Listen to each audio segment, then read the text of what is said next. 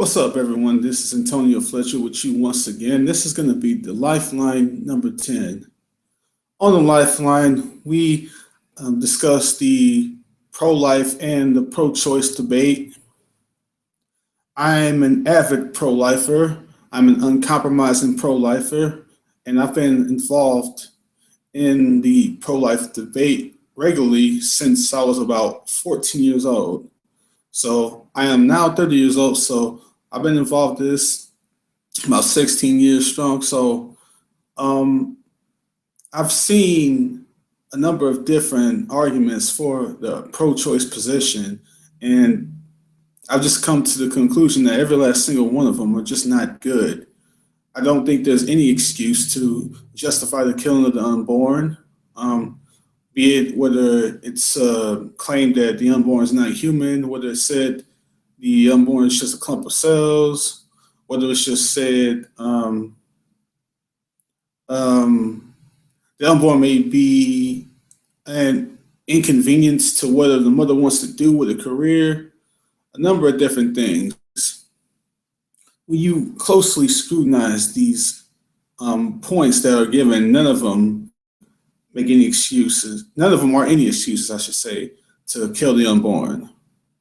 So, what the goal of my show is educating as many people as possible and being a voice of change in the culture that's becoming more and more accepting of just certain secular certain standards that get to the point to where we are becoming more and more accepting of things like I don't know.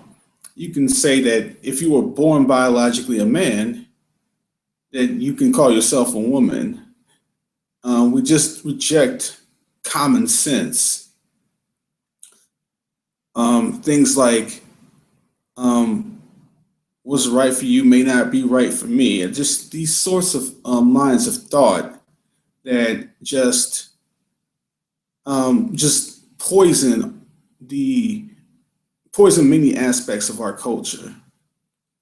Um, but one of the main things I think that's the most important issue of all these things is life.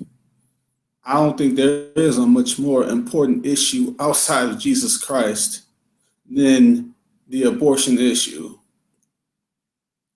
The abortion issue is, to me, the root at all sorts of evils and all sorts of reasons why I believe society is going on a downward spiral. When you justify killing a child in the womb, then there's nothing off limits. So this show is designed to equip those who may not find a very strong defense for their position if they identify themselves as pro-life to be able to defend their position strongly, and also to hopefully turn people who identify themselves as being pro-choice into being pro-life, because it is my belief that although I do want to see a change in the laws, we're not going to be able to accomplish that without a change in culture first. The most important thing is that we change the culture, and then the laws will change as a result. Now, when things like oppressive slavery was legal in the United States 200 some odd years ago or so, there had to be a change in culture, more importantly, before there was a change in the law. Some people go at it as we need to change the laws first, but changing the law requires that you get people to see certain things a certain way. Like, for example, the people who are representatives in our legal system, the people who are the folks we vote for, the politicians, the ones who interpret, pass, and legislate laws. These people have biases and flaws just like any other human being. So if you're going to implement change and implement on a legal level, then you're going to have to deal with these sorts of individuals who have these flaws and biases. That's where it starts. Now, I believe if you can make a solid foundation in the changing of culture, then people in these positions are more likely to see the argument that you're making. So it's not only just the people in these positions, but it's also the people who vote on these issues as well, who put them in those positions. And there's still an overwhelming majority of people who identify themselves as pro-choice, who think there are permissions to killing the unborn in the womb. If you can get a change in culture on that level of people, then you can have an influence that's overwhelmingly difficult for those in office to ignore. As I said, I think abortion is outside of Jesus Christ, because me being a God-fearing Christian, outside of Jesus Christ, abortion is the number one important issue, because children are our future, and nothing is more important than the security of the next generation. Nothing is more important than the protection of those coming after us. Nothing is more important than the molding of those coming after us. And we have had millions and millions and millions of lost souls, of lost children, due to this sick evil that's in our culture. A lot of people who claim to be liberal progressives like to argue that our society has evolved towards a more accepting society, towards a more progressive, towards a better society. Well, the bottom line is that our society today has had more death and more destruction than any society in the past. When you look at the level of death for the unborn in relation to all sorts of death caused by unjust wars and things like this, you'll find that we've far, far have gone in the opposite direction. We may have gone forward in certain aspects, but we've gone way backward in many others. In fact, there is nothing new under the sun. Things like abortion and the killing of children, these things existed in the past, thousands of years ago.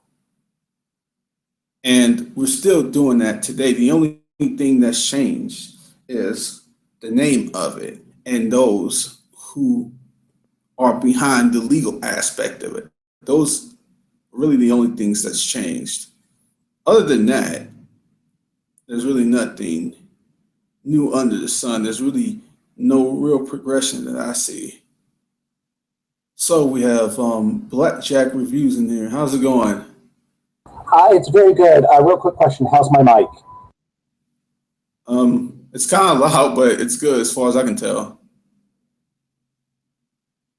Okay, yeah, I'm sorry. It's a cheap mic, so it's either too loud or too soft. It's a little annoying, but it's tolerable. It's all good.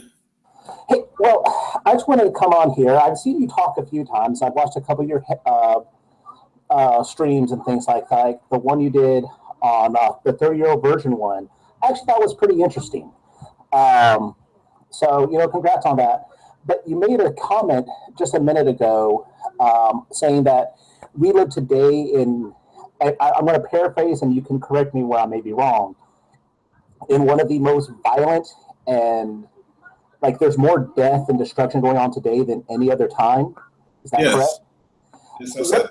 What do you base that on when we see life expectancies growing, more births, that we actually, statistically speaking, we live in the most healthy, long-lived generation across the board, where there's less poverty, less sickness, less death as a whole, and we're speaking strictly from a statistical point of view?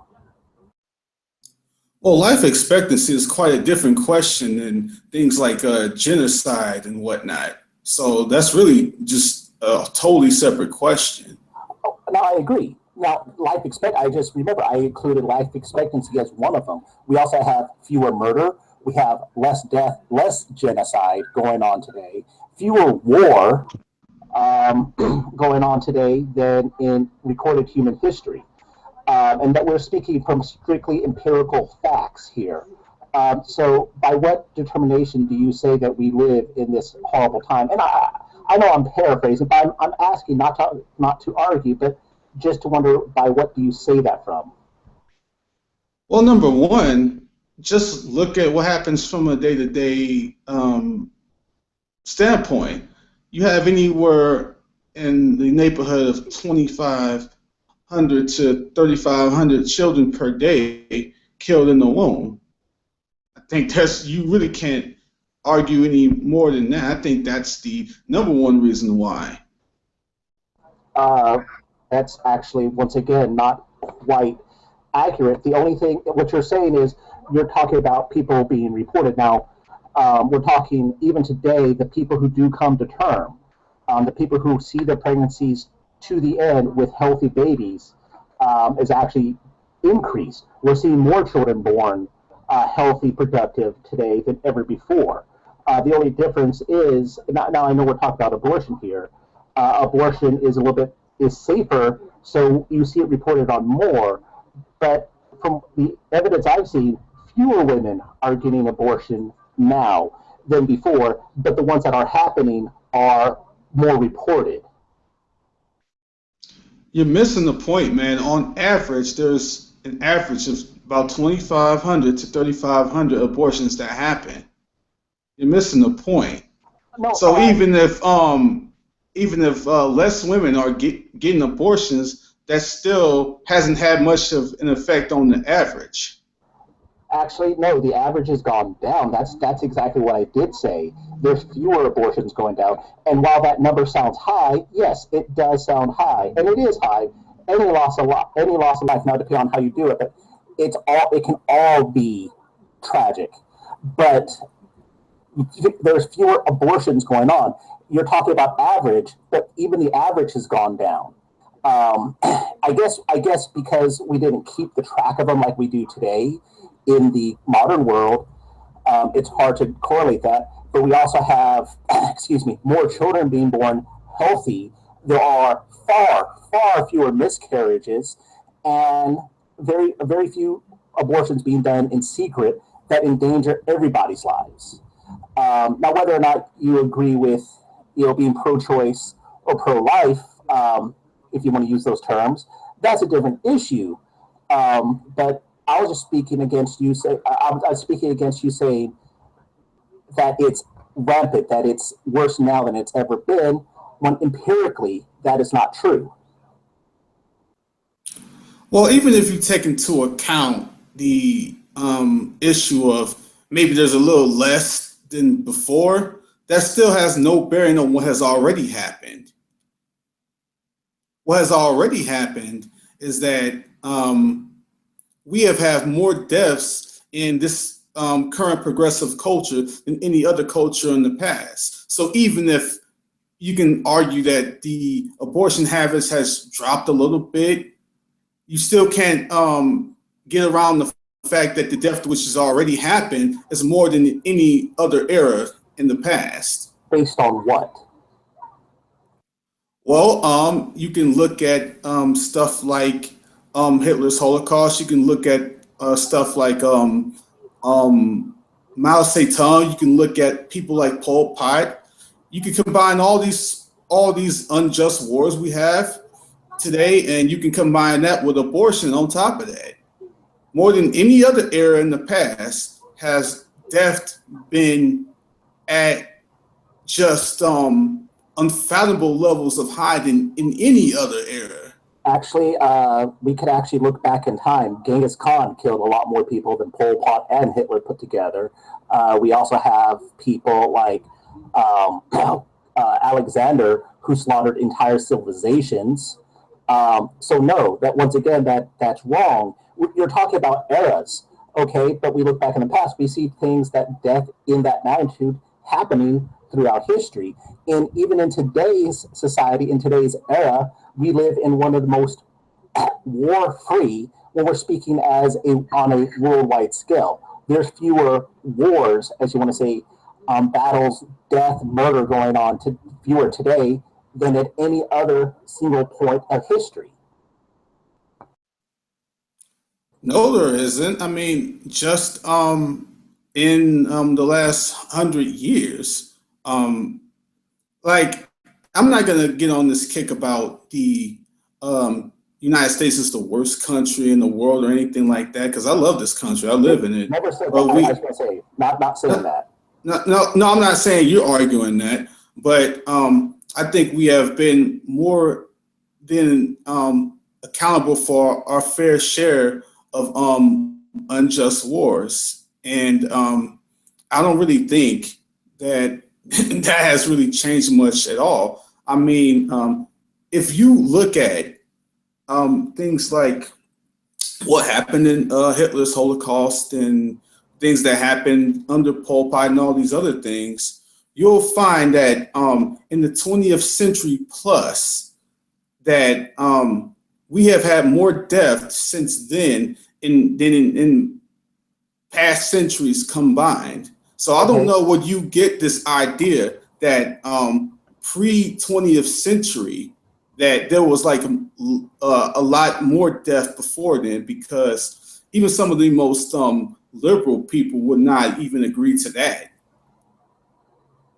Well, once again, I'm getting my information strictly through. I'm trying to think of how to do it. Okay, World War II. You're saying these times that were there. But let's just take World War II, since you keep on going back to that, where we had roughly, let's say, 58, you know, 40,000 people or something like that, 40 to 85,000 people, right? And that was a worldwide thing. Okay, let's just Hmm. talk about that.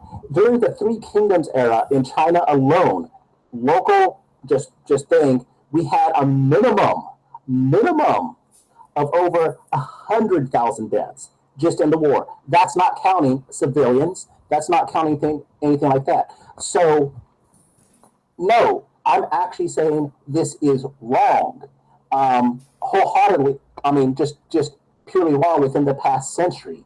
Even let's just say the conquest of Americas, we had millions upon millions of people killed, and that's just talking here in America, okay, or the Americas. That happened, a few centuries before this time. So I'm speaking factually, you are wrong. That no, this century, if you're just from 1900 to today, no, there's actually been fewer deaths. So when you say you're combining them all together, no, that you're factually wrong. Now, my thing is, that's why I look at this world, especially in today, because of our advancement. The world is actually a safer, better place to live in as a whole. Now, I'm not talking to our areas. I'm not saying things are perfectly safe and things like that. That would be foolishness. But I'm talking as of today, globally speaking, it is one of the best times. You have high survivability rate of any time in history. You want me to show right in front of you why you're incorrect? Yes, Let's go over some information. empirical Let's empirical data, please. let's go over some information. All right. Okay.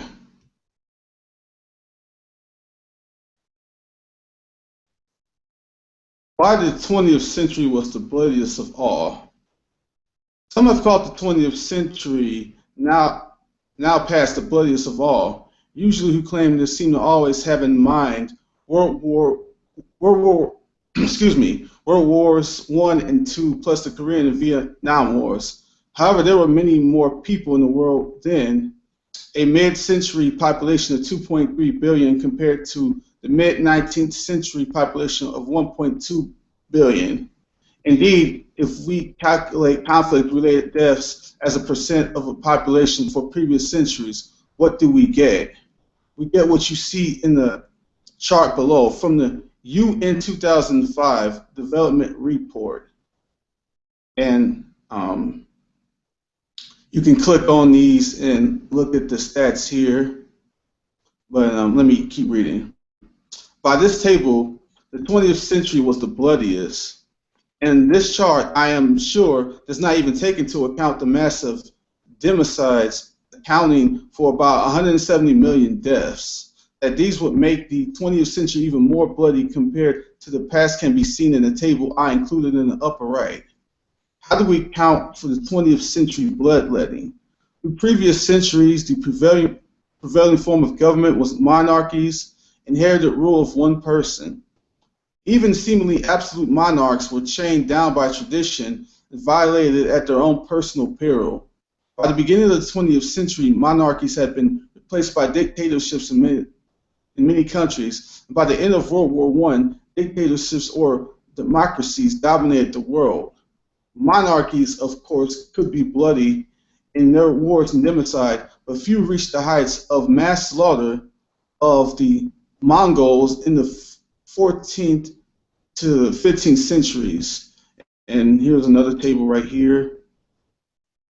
And you can check all these out, and I'll post the link in here in the chat so you can check it out. Oh, yeah, let me keep reading. I've read this. So the much greater slaughter of the 20th century occurred because of two ahistorical socio-political experiments. One, fascism, especially in Germany, Italy, Eastern Europe, Japan, and China, and the other, communism. These absolutist, unrestricted, uninhibited ideologies murdered people in war and democide without compunction, without the inhibition of tradition, culture, or religion. Their defeat and replacement by democracies whose leaders are restricted and inhibited by a democratic culture, liberal values, and an open, competitive electoral system has brought a virtual end to such incredible killing. And there's a ton of, this doesn't even scratch the surface, man. But this isn't really up for debate here. This isn't nothing conservative. Like, you can read almost any typical scholarly material, and you can find this stuff out. This isn't new here. So what you're saying is just not true. Actually, I'm looking at that because I'm looking at that, and no, even it's just that, as I was saying, the Mongol time was one of the bloodiest areas from what you were reading. Now I'm going to go back and look at it. Um, no, it's one of those. Don't get me wrong. World War II was a horrible, bloody war, but that doesn't necessarily mean today, in today's society, it's this awful, awful, awful place, which is something I fully disagree with, and we can show it right now. We live in one of the safest times, especially in the first worlds, in the majority of the world. Of course, there's still those hot spots that are horrible, horrible places to live. I'm trying to find a research paper. I'm trying to find a research paper at the moment that actually lists it in detail. Just because from the link you shared, or not the link shared, but that site that they had, a lot of the links, the cited sources, were unverified. Now, I could be wrong. I've always admit I could be wrong. But in the last century, we have not had more death there than the rest of history combined. Do I need to show you even more stuff? If you can actually cite the source, if they actually have cited sources, yes, please.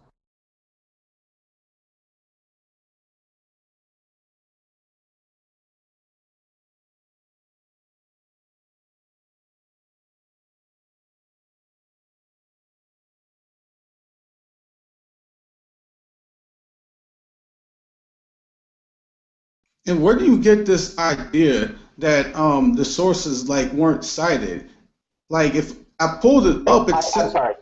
I meant that one of the listings, some of the sites, I'm saying they do cite sources, but the sources they cited, from what I've seen, and of course I haven't looked at them all, are not always credible. And that's what I mean. I'm not saying they didn't cite sources. all right.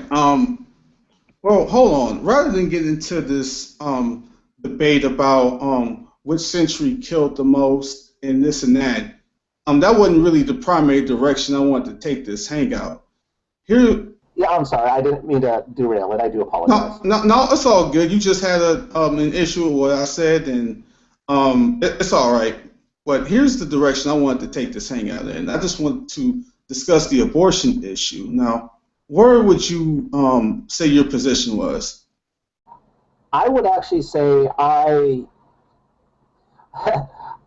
prefer there not to be abortion and all that, but in the end, as being a man, I do believe that I lean more towards pro-life, or sorry, pro-choice within limitations. Okay, so we have Pro-choice within limitations, the best way to do it. all right. So we have Evan up in here. So, man, good to see you, man. How you doing? Hey, brother. I'm doing all right, I guess. How about yourselves? Not too bad. So do you really think you shouldn't be able to speak as a man on the abortion issue, right, Blackjack? Oh no, I can speak on it, but it's not my place to make the judgment for other people. Well, then, by that logic, should all men who legislate the laws and pass laws or whatever not even touch the issue at all? If they're elected leaders, they have to. But I also think that they shouldn't just do it because they should look at it a little bit more deeply. And in a way, I'd say in an ideal world, we would have the elected female representatives make the choice. But that's my personal thing. We don't live in an idealized world. We don't live in that kind of world. So I'm speaking personally. I don't believe it's my place to make that judgment. Other people, if we've elected them, they're going to have to. Well, who says they have to? Because it's an issue that has come up and that does need certain decisions to be made. So when we're speaking of a legal system, decisions have to be made. Lines have to be drawn. Well, here's the thing. If you're going to say that men have to say anything about it, then are you saying that it's only okay for men in office to say anything about it because they have to? No, I didn't say. I said I have my opinions. I will speak on them. But when it comes down to actually making the law, no, I don't believe it's my place to do it as I am not an elected official. And they can spout their opinions. They can talk about their opinions. Such as me personally, if you want to get personal, I don't like abortion. I lean towards more of a pro-life, morally speaking. But when it comes to law, I lean more pro-choice. Well, I mean, that has nothing to do with anything because those who are civilians and, well, not civilians necessarily because politics can be civilians, but what I'm saying is those who are in those positions to make and pass laws and whatnot, that can be applied to any law, not just abortion. So, of course, those who aren't in those positions aren't going to be able to make and pass laws and whatnot. That has nothing to do with the abortion issue. It's like you're, I don't know why you would say, as you not being in the position to dictate law or whatever, they you don't feel like you should personally be able to speak on it, but you can apply that to any law, not just abortion. I can speak on it. I will have my opinions on it. Right. But if someone said you have to make a judgment, that's a different issue. I don't feel myself qualified to make a judgment that affects other people on it. Now, if it comes down to a voting thing and this person says you have to vote, whether or not, just to make it simple, should abortions be legal? Like I said, morally, I lean pro-life as my personal decisions of what I think is better for people. But if I am forced to choose, because most of my arguments come from my religious beliefs against it, if I am forced to choose, you have to vote, no choice, I will vote for pro-choice.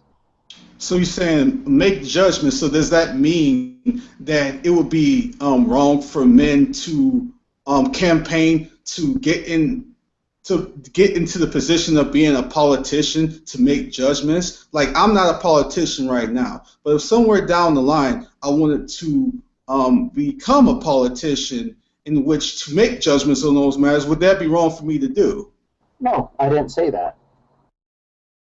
Okay, so if only certain people can make judgments on the issue, then that's just people making judgments on the issue. So, I mean, of course, nobody who's in those positions are going to be able to make judgments. But again, you got to separate making judgments on law as opposed to speaking out against abortion. So when you say that that it's really something that should be on women speaking about it or making judgments, or however you want to put it, that makes no sense. Because if you're going to say that men have to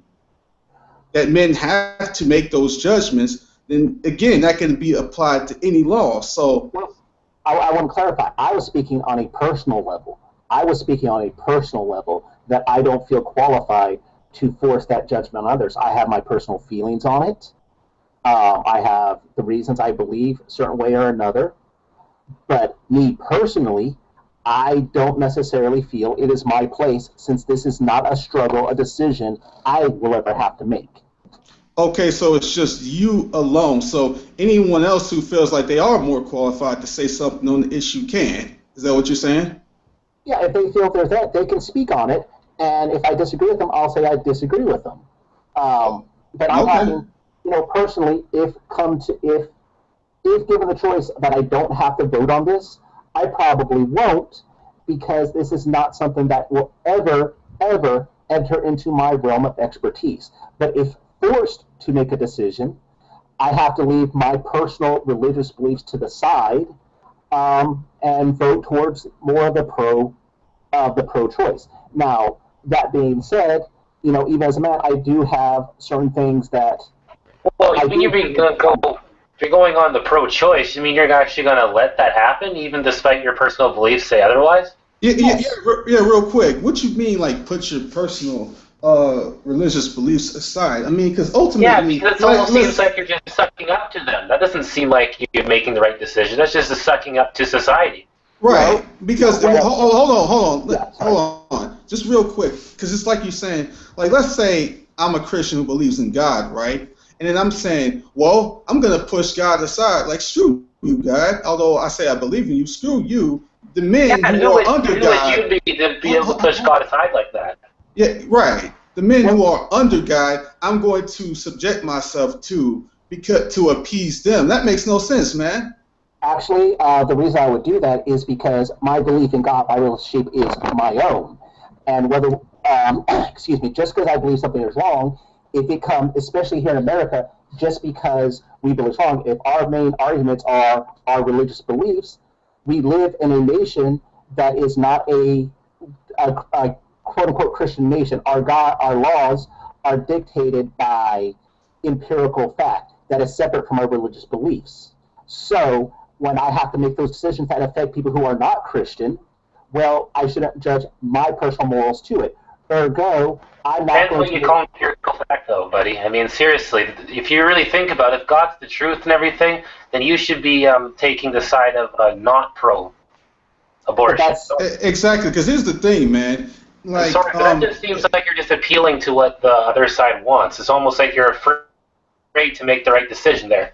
because here's the bottom line, man. If you believe a higher deity is the one that you're ultimately accountable to, then at some point you're gonna have to answer. I don't want this Joe Hill dude in my room. I've seen him in other places. He's getting out of here. He's a troll. That's what you always.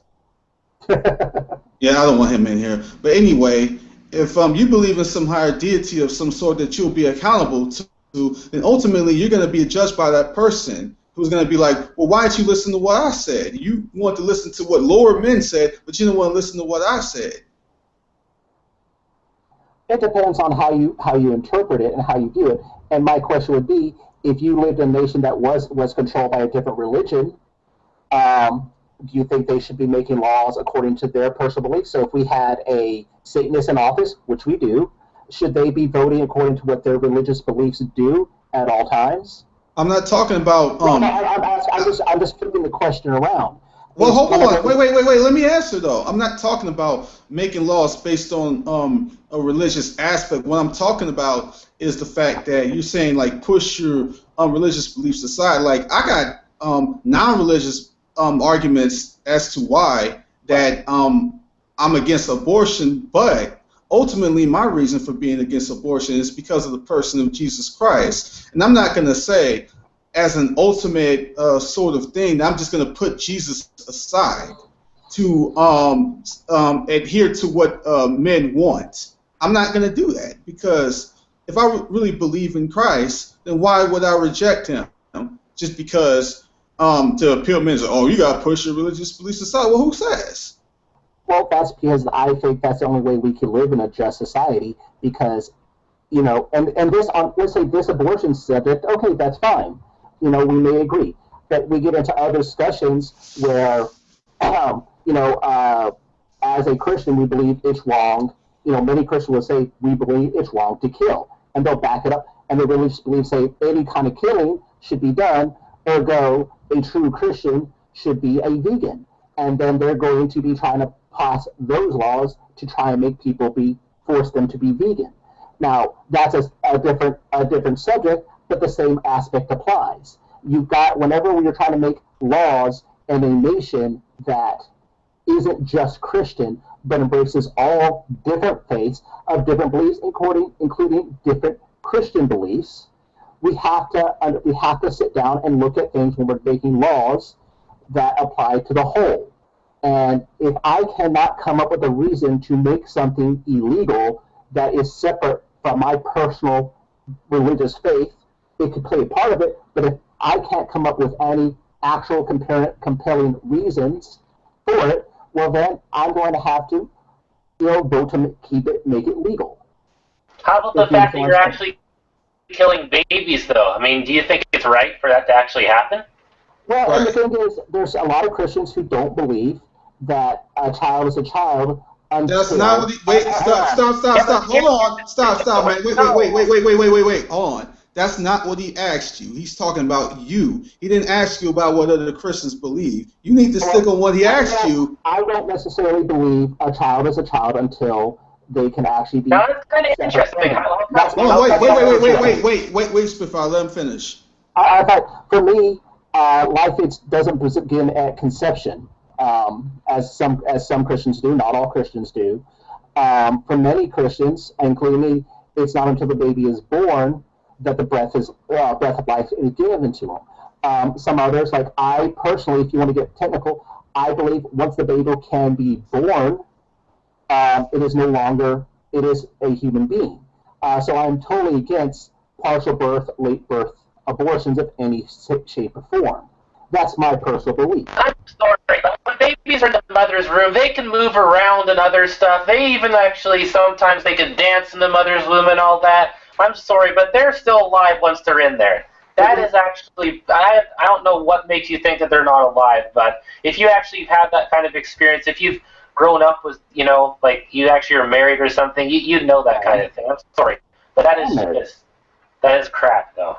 But see, that's your personal opinion. You're asking for my personal opinion here, and so I was give you my personal. So you'd be okay if your child was killed before they were born? I missed that. Sorry. So you'd be okay if your child was killed, like, and it was still in the womb. If it was my wife's choice to do that, well, that. But then again, I can't have kids, so. Wow, does no one else see anything wrong with that here? Maybe it's just me, Oh, but I find that's absolutely disgusting. it's very Okay, go ahead. wrong. It's very wrong. So your Makes me criteria. wonder how people even think this kind of thing. See, this is the kind of society we live in. Like, I'm glad there's still some sensible people out there, like Antoni, but some people, like, I don't get what's up with them. Just real quick. So you're saying that viability is your criteria, correct? To a degree, yes. There's more to it, but if you want to go just as as simple as possible, yes. Okay, so here's the thing. The thing about viability is the condition of the unborn differs from unborn to unborn. Like, let's say the earliest known that I can recall premature birth which happened was at. I'm hearing some noise in the back. The real. Can you unmute yourself, please? Sorry. It's all good. Anyway, the first known one that I can remember, the earliest premature person was born at 21 weeks, 6 days.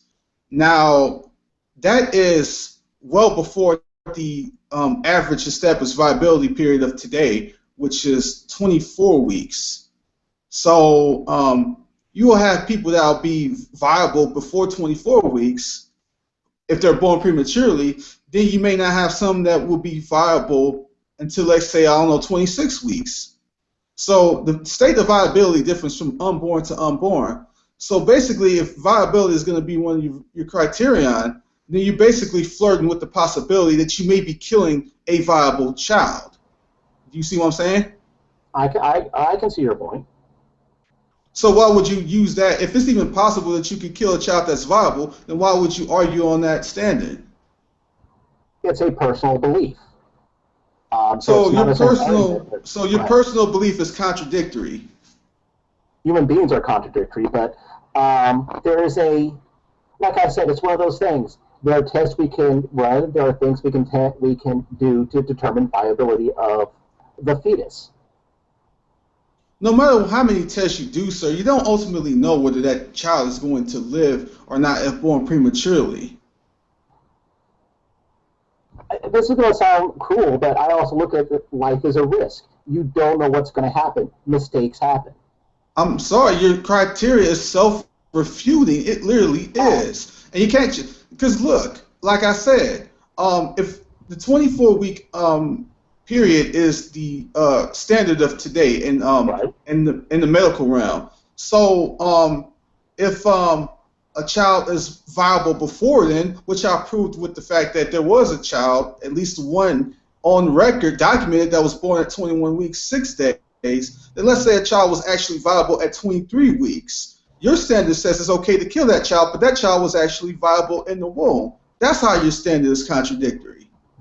Actually, was this child you're speaking of born healthy, or was it born well and then died soon after? There's lots of questions that I could bring up. But like I said, 21 weeks and less, the chance of survivability is zero. And at 23%... You don't know that. No. You don't know that. You don't know that. Do. No, you don't, sir. You know that. Wait. Hold on. Wait. All you can say is, from what you have seen so far, that seems to indicate that no child is survivable before 24 weeks. But you don't know that for a fact, sir. Okay, I see what you're saying. Is you're playing the percentage. No, I'm not playing anything. I'm using logic. I'm not playing anything. Don't even try that, sir. Don't even try that. I'm not playing anything. I'm using logic. No, I'm using logic too, but the problem is you're saying if there's even a chance of any way, shape, or form of any child being this, even the minutest a chance, we shouldn't do it, correct? So is there a chance that someone could be born at 15 weeks? No, what I'm saying is by your criteria, if there's even a chance that at the 23-week period that child is viable, then because we have proof that those who were born at, like, let's say 21 weeks 6 days were viable. So if there's even a possibility that, let's say, I don't know, even later than that, like 23 weeks, you're dealing with an actually viable unborn, but you don't know that, so you kill them in the womb first before they're even born. But if that child was actually viable, then you violated your standard. What I'm saying, that's my personal standard, but ultimately it comes to the woman's choice whether or not to have an abortion, and I support their right to make that choice. So it's okay for you to have standards that are obviously contradictory to base your position. Okay, let me rephrase that. My standard is when the survival chances is at the absolute highest, which let me see, I think is around 26 to 27 weeks, maybe a little bit earlier than that. That personally should be the cutoff point, where we have that. Because I don't want to get into the 50%, 40%, 10% chances.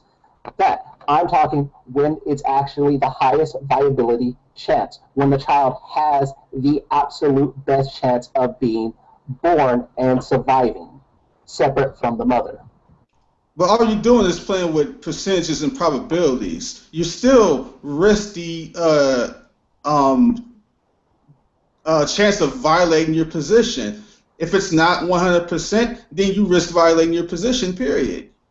Everybody takes chances every day. So in your mind's eye, okay, I see your point. I don't necessarily agree with that point. No, that's not even a remote. That's not even the point, sir. The point isn't about taking a chance. The point is about having a position that's consistent, coherent, and logical. It's not about taking a chance to, because for example, you can die by walking outside your house. You can die before you, like moments after you get out of bed. That is not the point here. It isn't about taking a chance. It's about having a particular standard in which you base your position, and your standard is self-contradictory. Well, now you wanted a very generic, so I gave you a generic. So I'm refining it down to a point of roughly when the child has its highest survivability chances, which I believe is about 26, 27 weeks, is where they can have the best chance of being born. Of course, at 38 weeks, that is, considered, 100% they can be born at this time. So my stance is at that, okay, if you want to get a weak point, if you want to get at what week would I put it in, I'm going to say 38 weeks, okay? I'll say at 38 weeks, boom, you can't do it. If you want to get there, I'd actually, personally for me, if you're asking there, I would say 34 weeks. Because at that point, a child can still be born. It's going to need lots of medical care. It can't survive on its own without medical assistance. At the point that it can be born without medical assistance, which is roughly, and once again, I could be wrong, about 34, 35 weeks. Once again, I could be wrong. Now, can I chime in? Yeah, go ahead, man. I'm an atheist, and I think God is a total ludicrous idea. Blackjack, what you're saying to me is absolutely insane. Okay. That's a child. It's a baby. Just because I really don't understand where you're coming from, because you're saying outside the womb it becomes a human being. Is that what you're saying? At the point it can it can survive without the mother. At that point, the abortions should not happen. Now that's my personal thing, and this is why it's not necessarily a most of my reasons for not doing it are religious. Wait, you said it can't survive outside the mother? Once it can survive. Excuse me. Once it can survive outside the mother, it should be it should be, abortion should be off the table. Outside of risk to the mother. Okay, all right. Okay,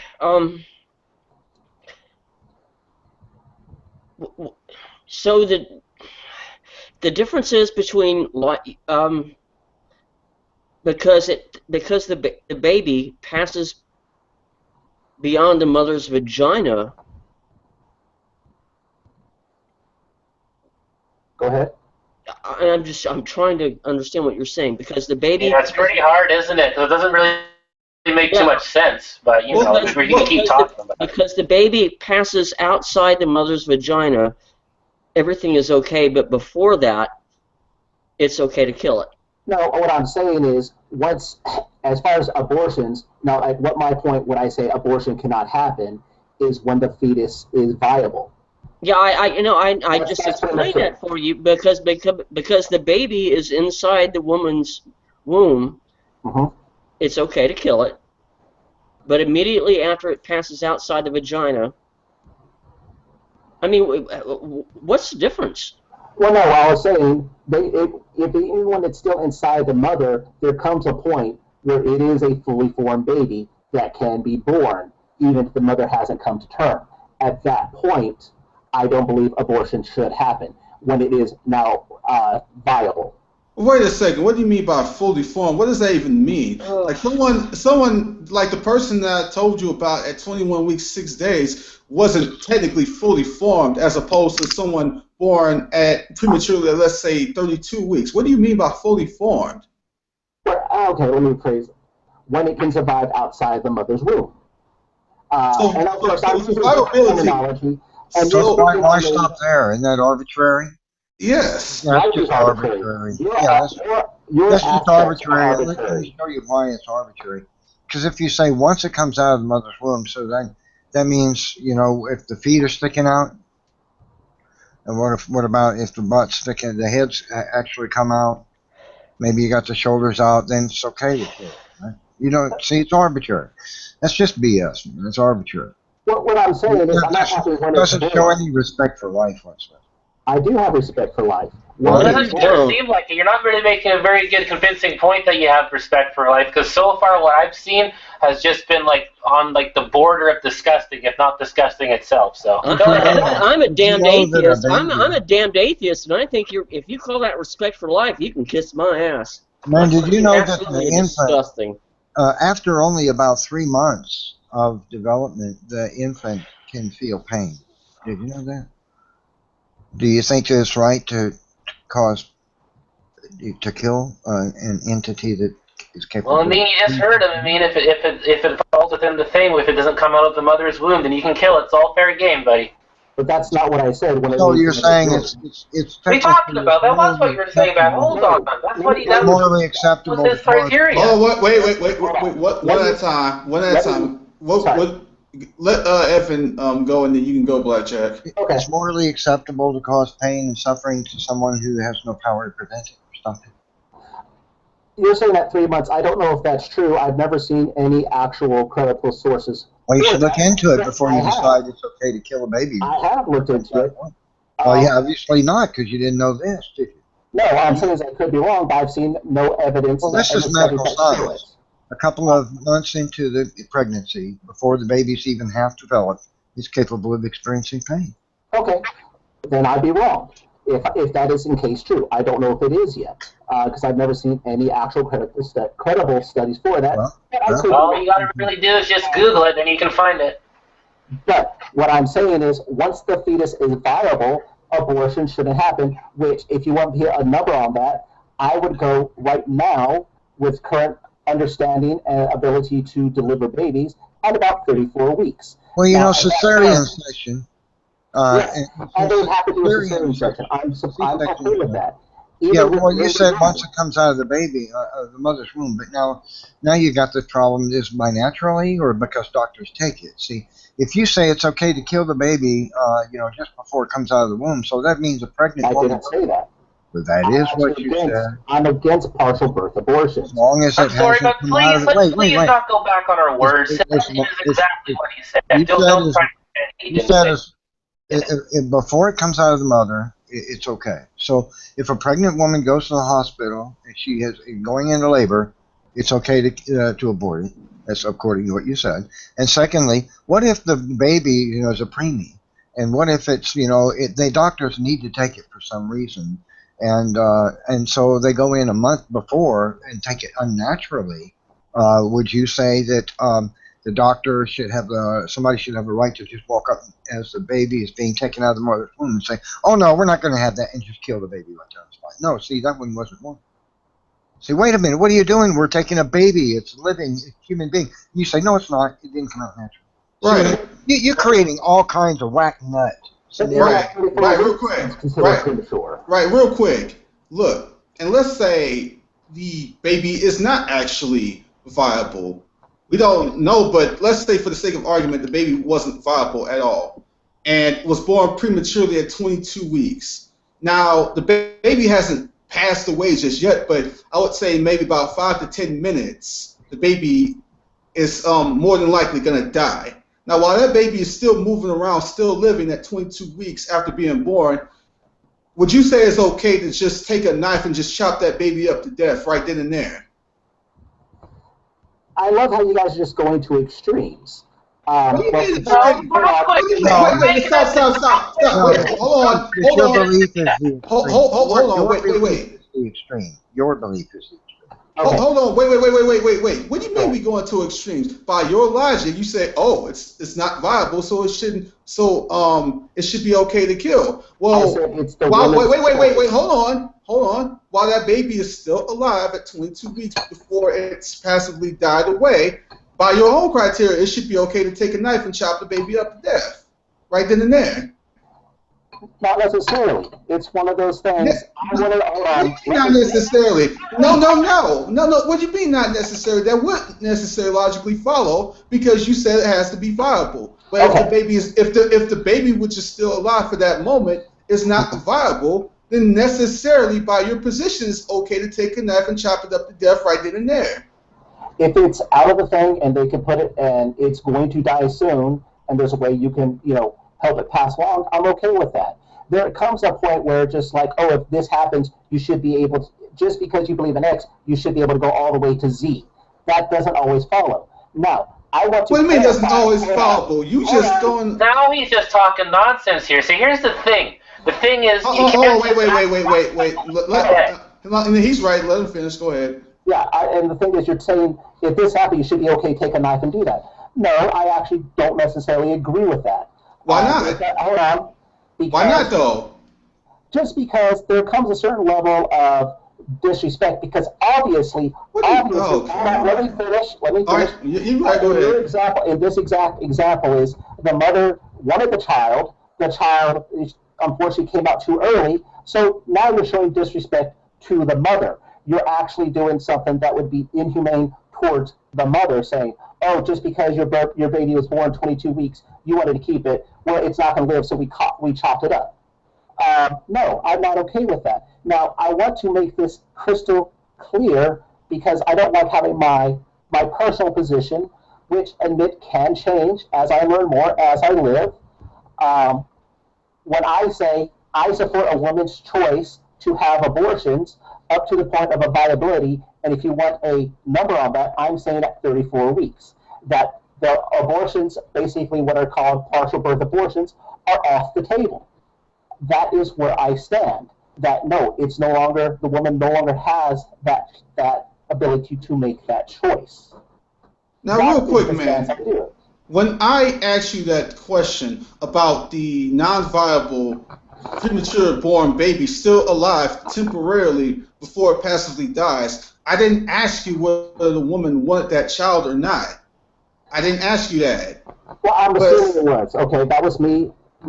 Okay, I was subjecting meaning into something to your story.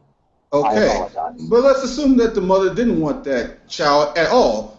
While the baby is still temporarily alive at the 22-week point prematurely, would it be okay to take a knife and chop the baby up to death right then and there? Morally, I actually have a problem with that. Just like morally, I have a problem with any abortion. Why, dude? You said that non-viability. No. You gotta deal with this, man. You gotta deal with this, man. No, I can deal with it because what I'm saying is morally I have a problem with it, but legally speaking, at 22 weeks, if the person wants to have an abortion, legally speaking, they can make that choice.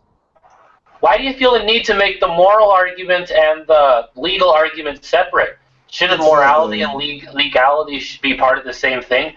It seems like right here you're trying to make the two things separate, when really there isn't any reason why it shouldn't be. In fact, it's actually kind of disgusting how you think it should. Well, no, this particular thing. So maybe if you can justify yourself. I'm sorry. The reason is because most of my arguments would be from my religious beliefs, and I am not going to take my religious belief and hold up against anyone else's life. That is my personal choice. But once again, this is not something that... You obviously don't believe it that much if that's how you're going to do it. I mean, the whole point of having a religion is that you actually believe it and you follow it. So if you don't think that's what describes reality, then what's the point of even calling yourself religious? Exactly. Because when I look at other people, it's one of those things, I'm not going to dictate their lives to them. Okay, man, at the end of the day, your criteria is just disgusting as far as I can see, because you said that it will have to be viable. That baby, which may have no chance of surviving at all at 22 weeks, is still temporarily alive. So at some point, that baby is going to passively die. But while the baby is still temporarily alive, your position would allow you to take a knife and chop the baby up. That's the point. That's the bottom line, point blank. Like I said, I have a personal thing that, yeah, I hate that. I don't agree with it.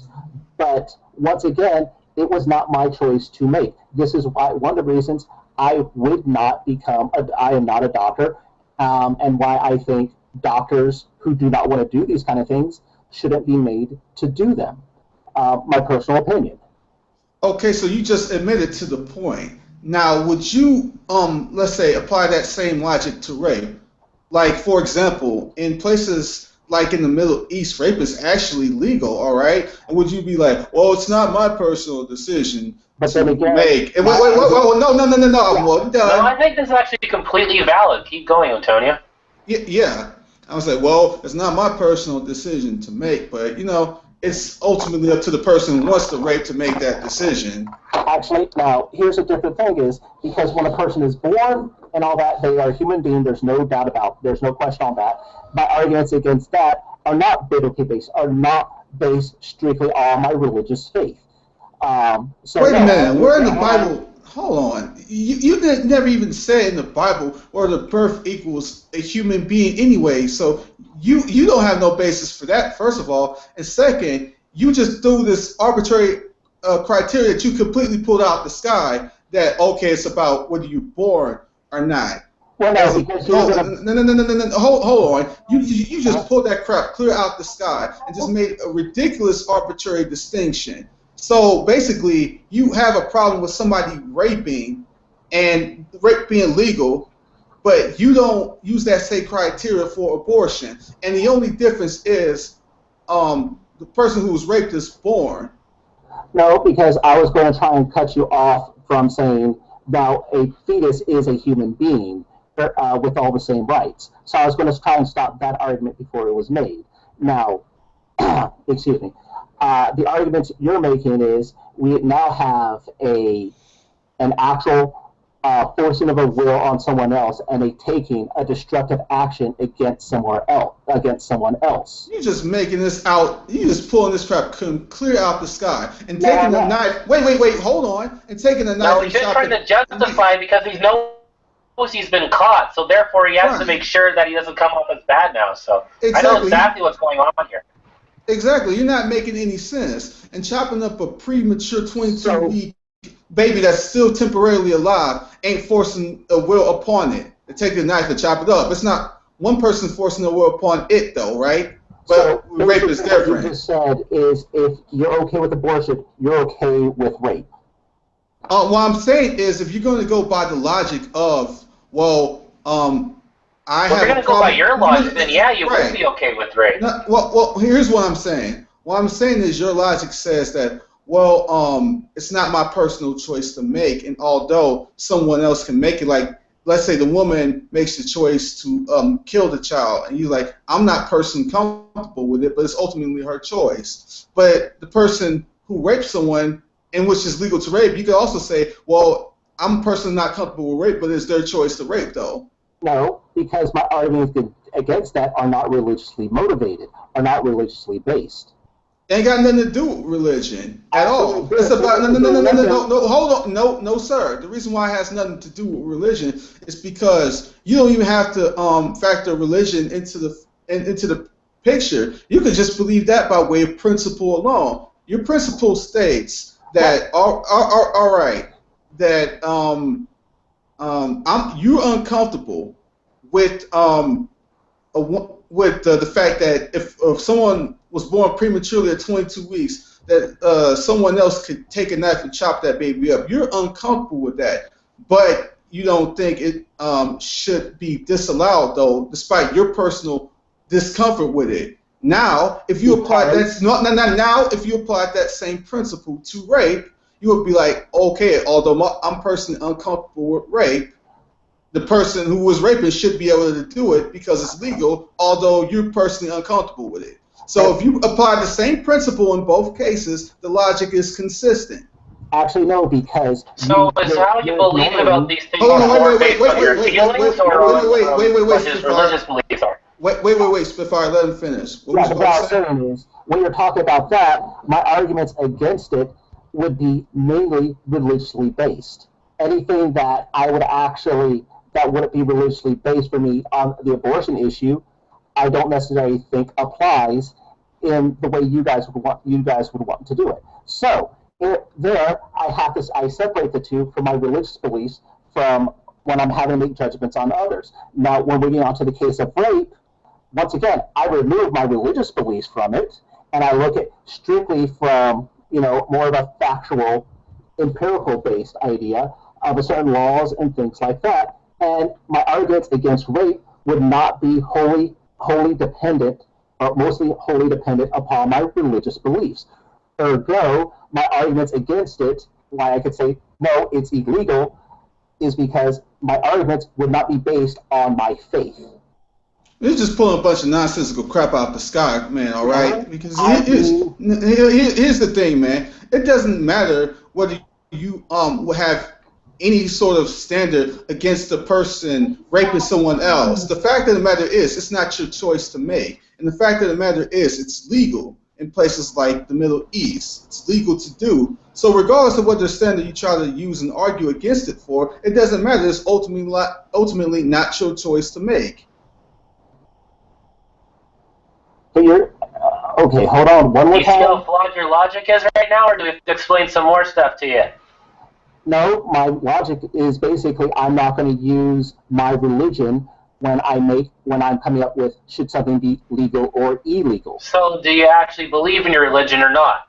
Oh, here's a better question, Spitfire. Would you stop the person, let's say for whatever reason you found yourself in the Middle East and somebody was going to rape someone where it's legal to do it. Are you saying that you would stop that person from raping someone else although it's legal to do?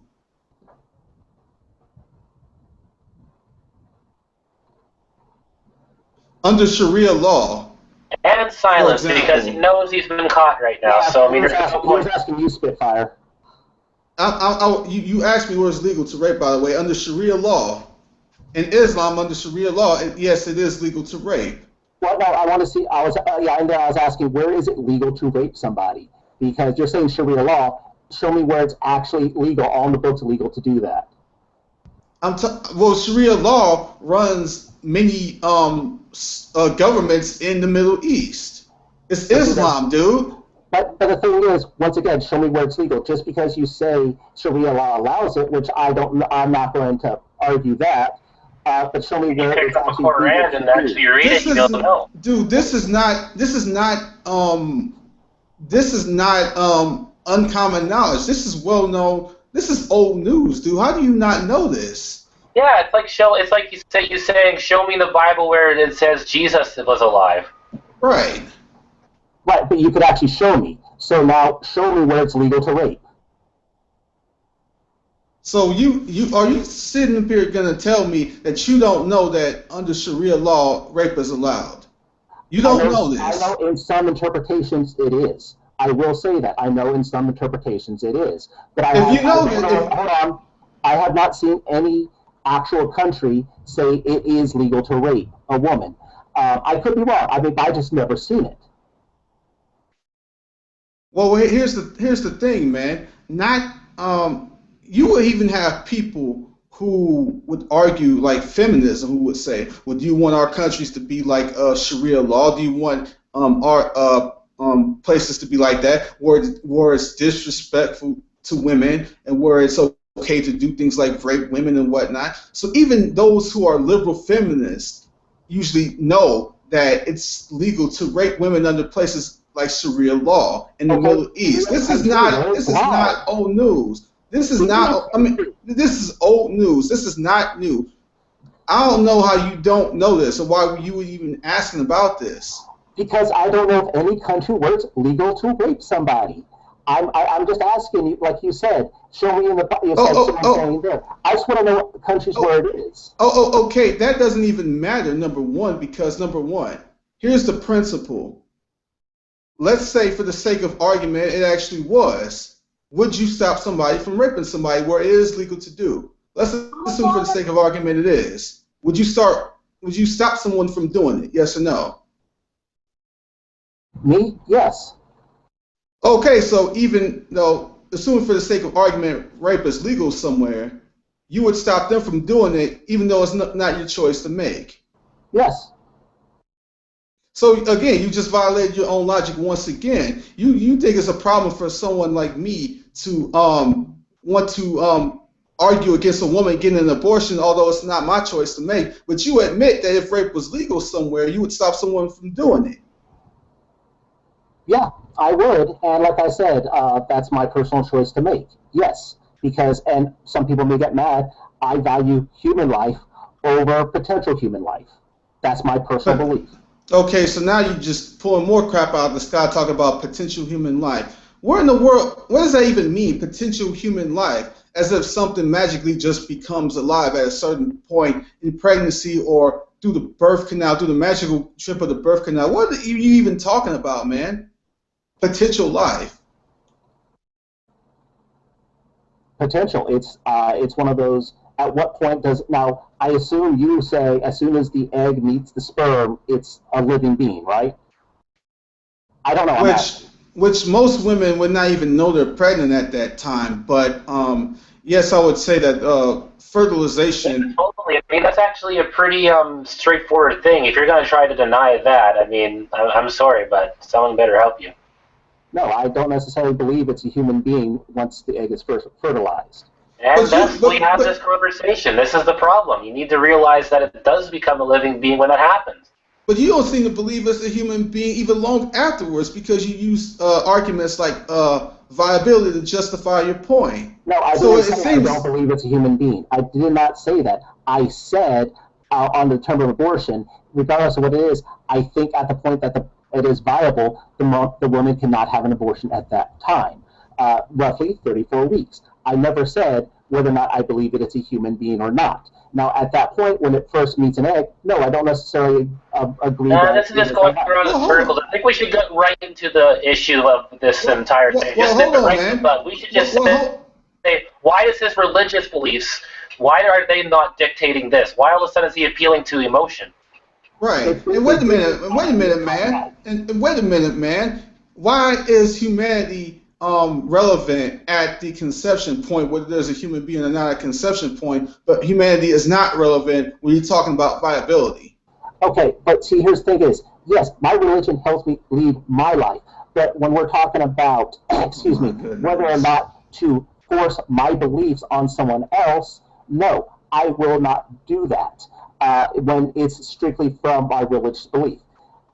But you just sat up here and said that if we were to suppose, for the sake of argument, that rape was legal, you would stop somebody from doing it. So yes, you would be enforcing your religious beliefs upon another. but it's not.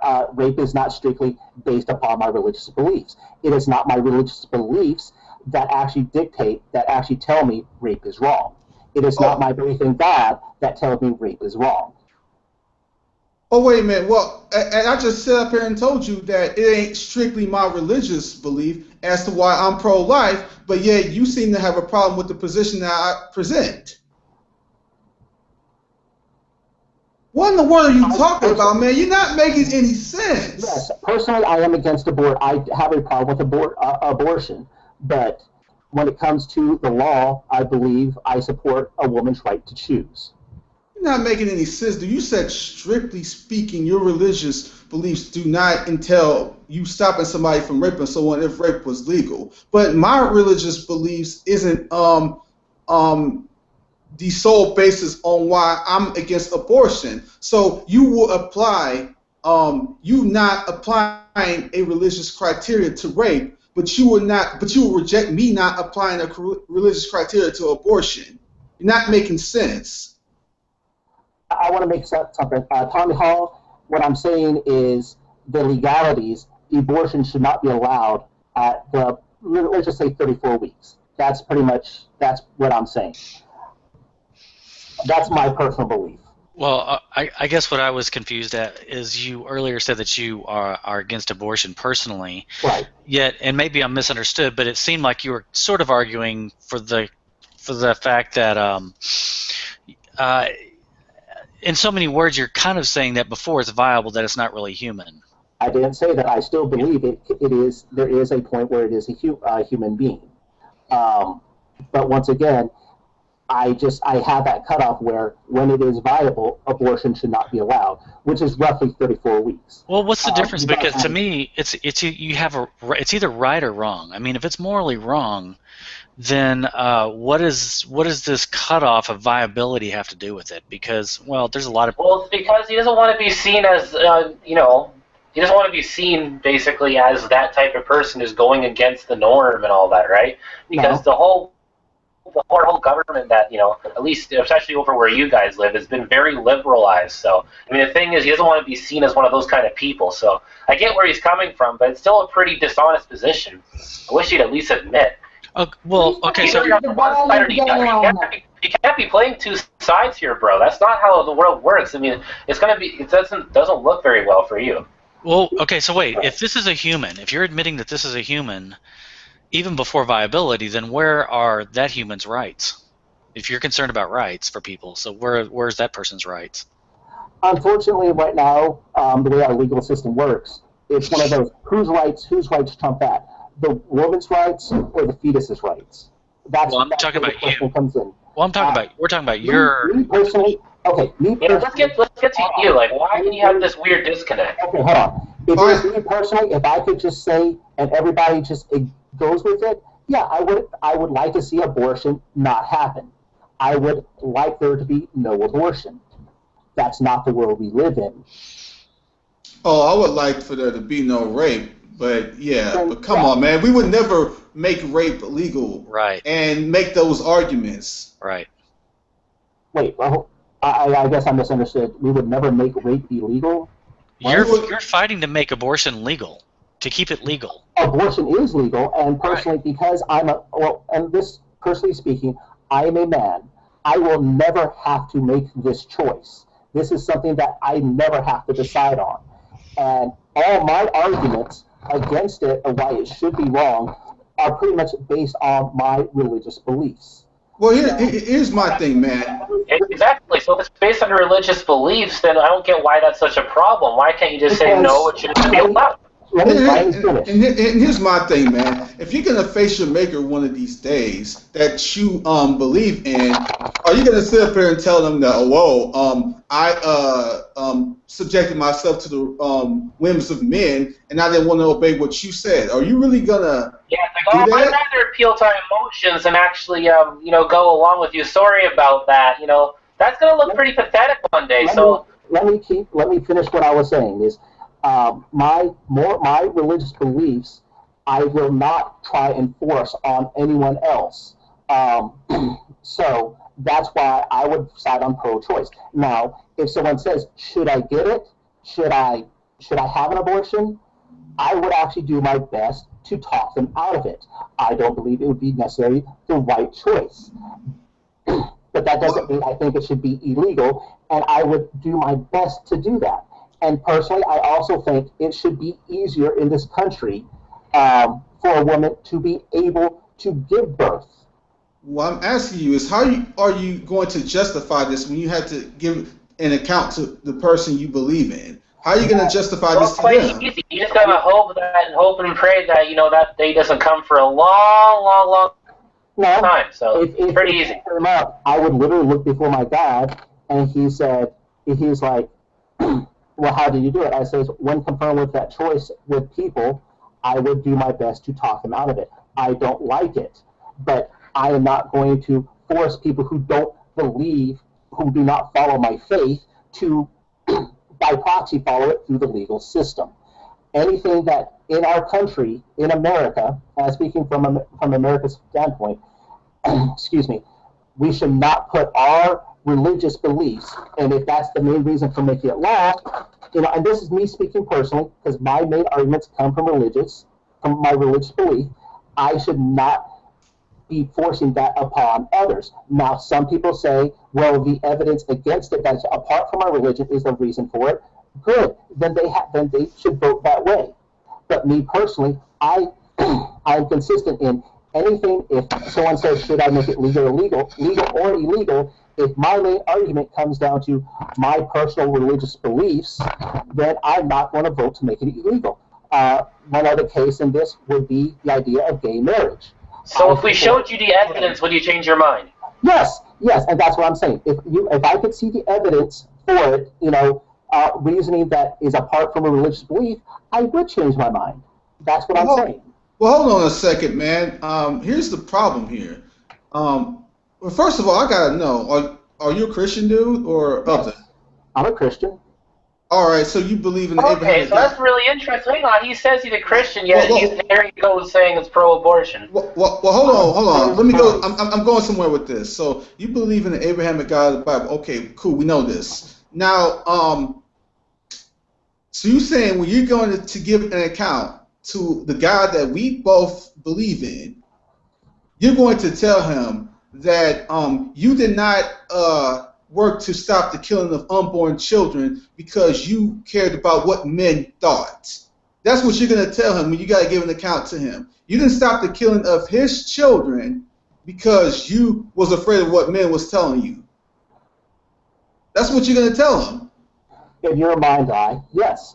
That's not actually the way I would do that, because you have a lot more to answer for than that. I have a lot more to answer for that.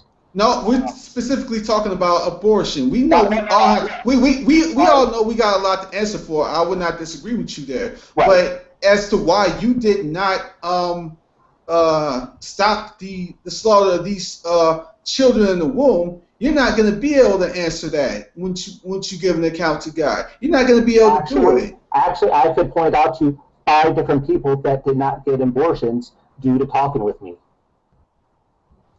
Well, who cares about who you prevented in your personal life? The issue is you're not trying to fight against the laws that in the nation that you live in.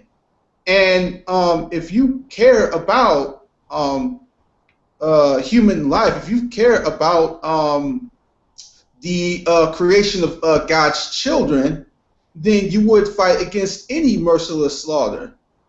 No matter what it was. If rape was legal in this country, you'd fight against it too, because you truly believe it violates those who are created in the image of God. So I don't know why you seem to think there's such a different idea with abortion. Do you not know that God said, before I formed you in your mother's womb, I knew you? Right. So even before we are put into our mother's womb, he knows who each and every last single one of us are. And we can make a logical inference that he sees us as his own even before we are born. So the fact that you play all these legal semantics and all this other nonsense, you're not going to be able to justify that in front of God on Judgment Day. I'm sorry, man, you're not.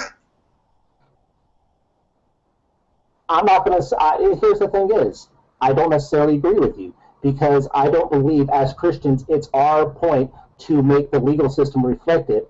It's how we live our lives and how we influence the people around us. For me, being a Christian isn't about forcing our will upon others through a legal system. It's through impacting the lives that are surrounding us. So for me, it's more. No, instead it's about being a lukewarm Christian. We kind of already know this. I'm not saying, force anything, but you can be a voice. But just like any other Christian who is against abortion, you can be a voice to work against this evil that is legal. You can be a voice to make change in our laws, so something like this evil would not be legal. You can do that. But you're not doing that though, because you said you don't think that's your decision to make. So you are going against what God is saying because you don't think it's your decision to make. That makes no sense. It may not make sense to you, but I also don't see this world as a black and white, good and evil world. It's a world of gray. What did God say? What did God say, man? Do you really believe in the Abrahamic God of the Bible and what He said or not? I do. But it sure not seeming like it at this point. This is getting really, really pathetic, and I wish someone would just kind of address why he feels this way. Like, why? Yeah, that's a good point. Why do you feel this way, man? In what way? Why does it seem like you aren't going to adhere to what God says? God says, "Thou shalt not kill," and if we are all made in the image of God, and if He knew us before, He formed us in our mother's womb, then it will logically follow that it's not good to argue on the side of having abortion legal. So why do you feel like you want to argue against what God is saying, what God has ordained? And like I said, it's one of those because I'm not going to force my beliefs. As a Christian, I accept that. As Christians, I would actually say, you are totally wrong for getting the abortions and things like that. And even when someone... Hold on, so you're not going to force your beliefs. No, wait, man. Wait. That's the point.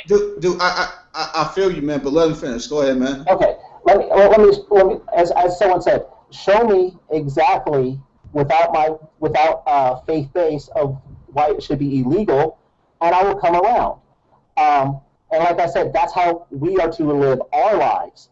It's not saying how everybody's to live their lives. And so I am not going to try and pass laws or anything like that, or support laws, regardless of how I feel, that would force people who are not Christians to try and follow our beliefs on anything. No, sir, man. I'm sorry. You just don't understand biblical Christianity at all. You just don't get it, sir. I'm sorry. You don't. I do get it. No, you don't, because if you did get it, then you would not sit up here and make this argument that you would not work to change the laws that allows the killing of God's children, which He made in His image in the womb. Okay. That's not you forcing your beliefs upon anyone. That's you working to make a change in the law, which is consistent with what God says about He formed us all in His image.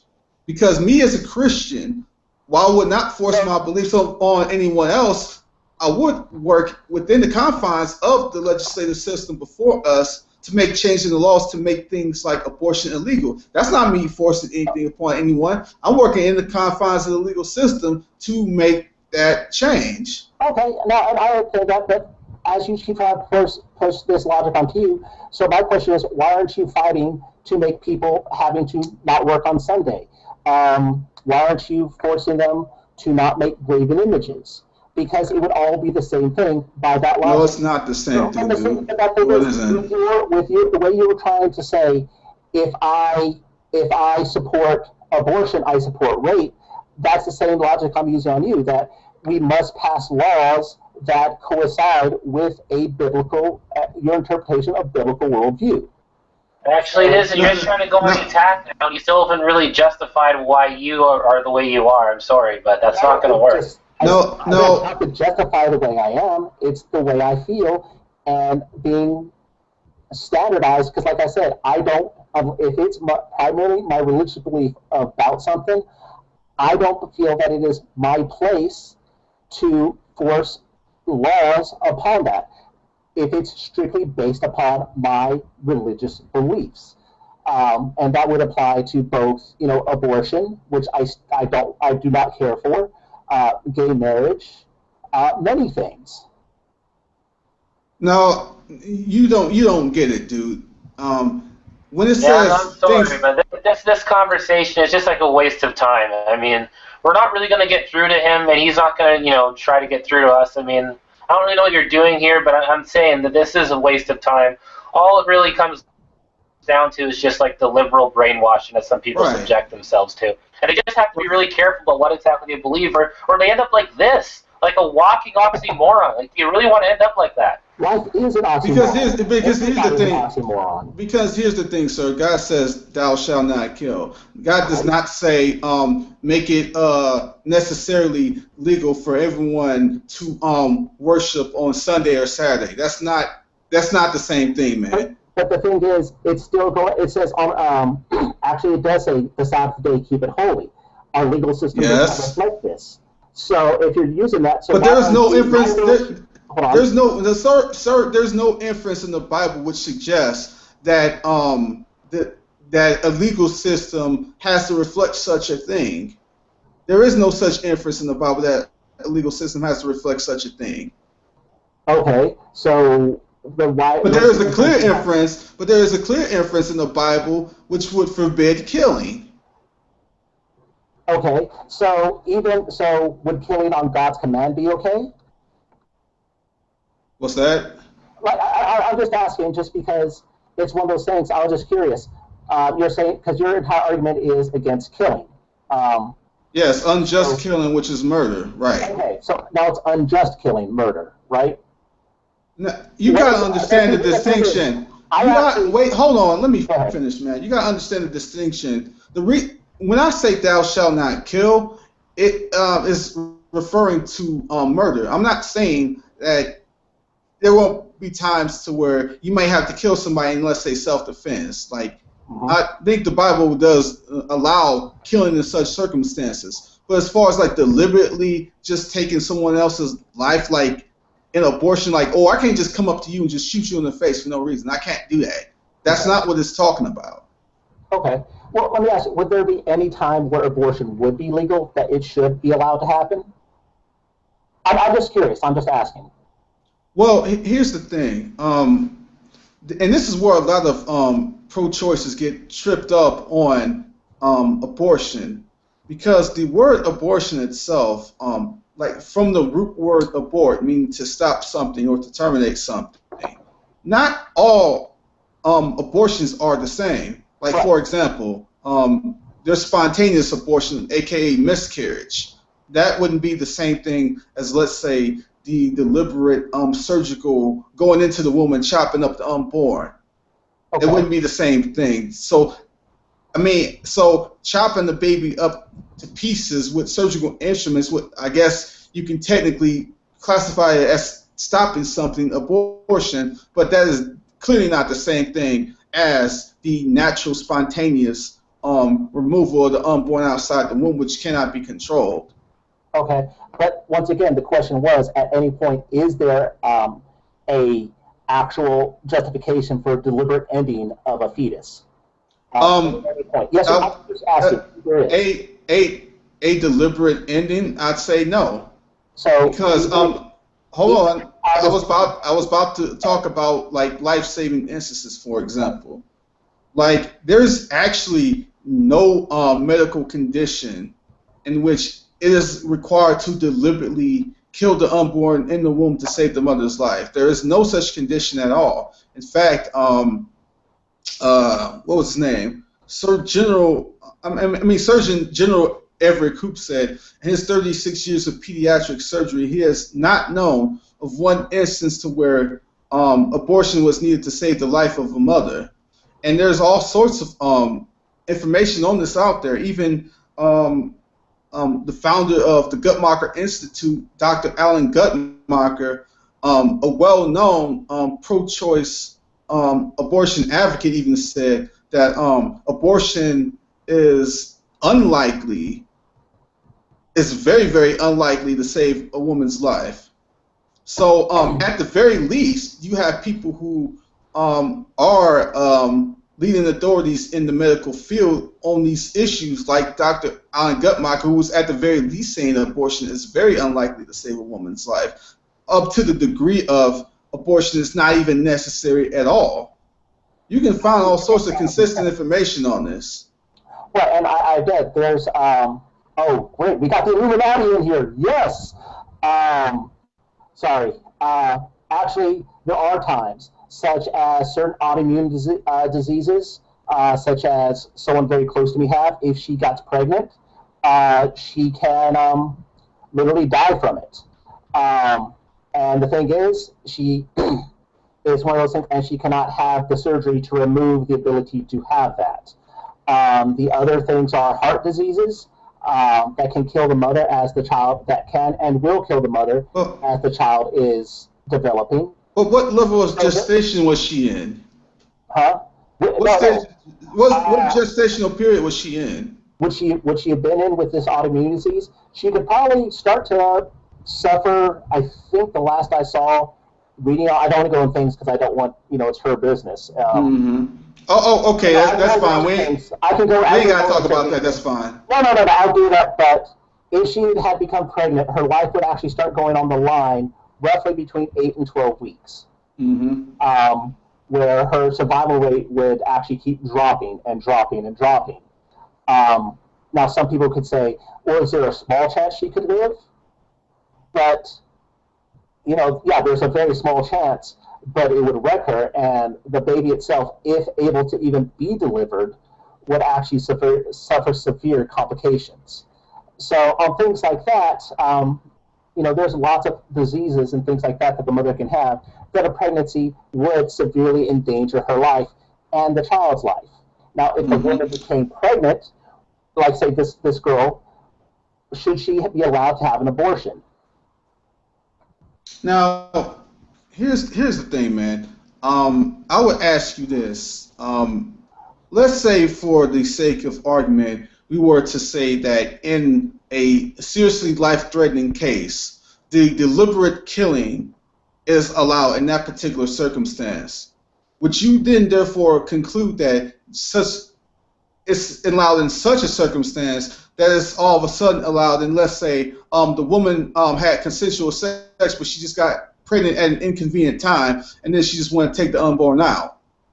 Does it magically justify killing in inconvenient circumstances? She just don't want to be pregnant, although she had consensual sex and she got pregnant at an inconvenient time. Now she can take the unborn out. Once again, I'm against abortion, especially in the form of birth control. I do have a problem with that. What I'm asking you is, does the deliberate... Wait, hold on. What I'm asking you is, does the deliberate killing in the case to where it's necessary to save her life justify just killing in any and every reason the person wants to? I'm not going to say no, it's not, but that wasn't the point. My point was the reason why it's important in that case, I'm not applying to anything else, but in that case, would it? Well, yeah, but the reason why that hold on, wait, stop. Okay. The reason why that point is important is because at best you can make an argument for that specific case, but you clearly believe in abortion even outside of such cases. So you would have to only give an argument for that case, but if you're going to argue abortion outside of such cases, then you would have to give a different argument altogether. And like I said, I personally do have a problem with abortion. I'm telling you that. I actually don't like it. But once again, I do believe a woman should make that choice for herself and her life. It seems to me you don't like it, but you're willing to be an apologist for it. That's really interesting. Right. Not only that, man, it seems to me that, and I could be wrong about this, but it just seems to me that you brought up the whole life-threatening case to giving sort of an emotional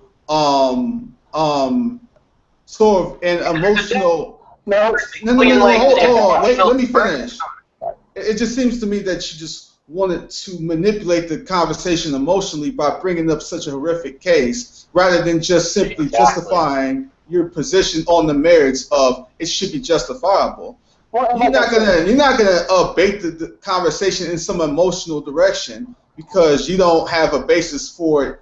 Just generally speaking, you're just gonna pick this horrific case and manipulate the conversation emotionally. No, not emotionally. Yeah, we can see what's going on here. No, my point of bringing that up is to show it's not always a black and white issue. That's the point. Just like you saying. No, but there actually is always. Hold on, man. Let him finish. Go ahead. Bringing in the comment of chopping up a 22-year-a-week fetus that's still living on the table with a knife. That was doing the same thing as you're accusing me of.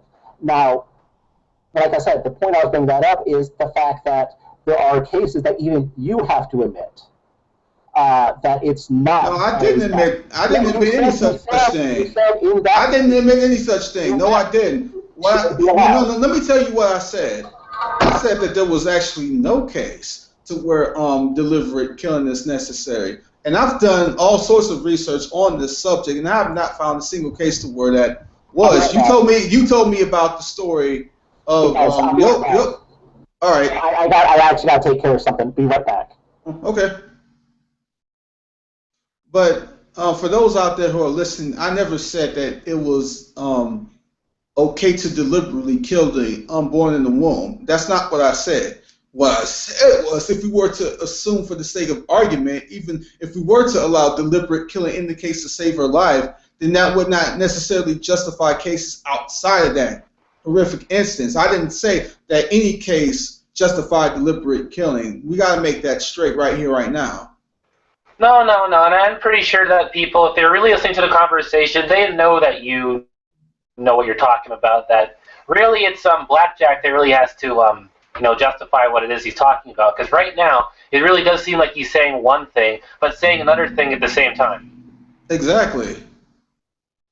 He's done that multiple times. Like, for example, when he said, well, he would be, if we were to suppose for the sake of argument, rape was legal, he said that him stopping someone from raping somebody, although it's not ultimately his choice, he would stop somebody else from raping somebody else because it's not solely his religious views dictating that. But I told him that it's not solely my religious views dictating why I'm against abortion, but he has a problem. He's inconsistent in his principal arguments. What are his views on eugenics? Does he believe that it's also that, I mean, would he agree with women, that they should have the right to use abortion as a tool for eugenics?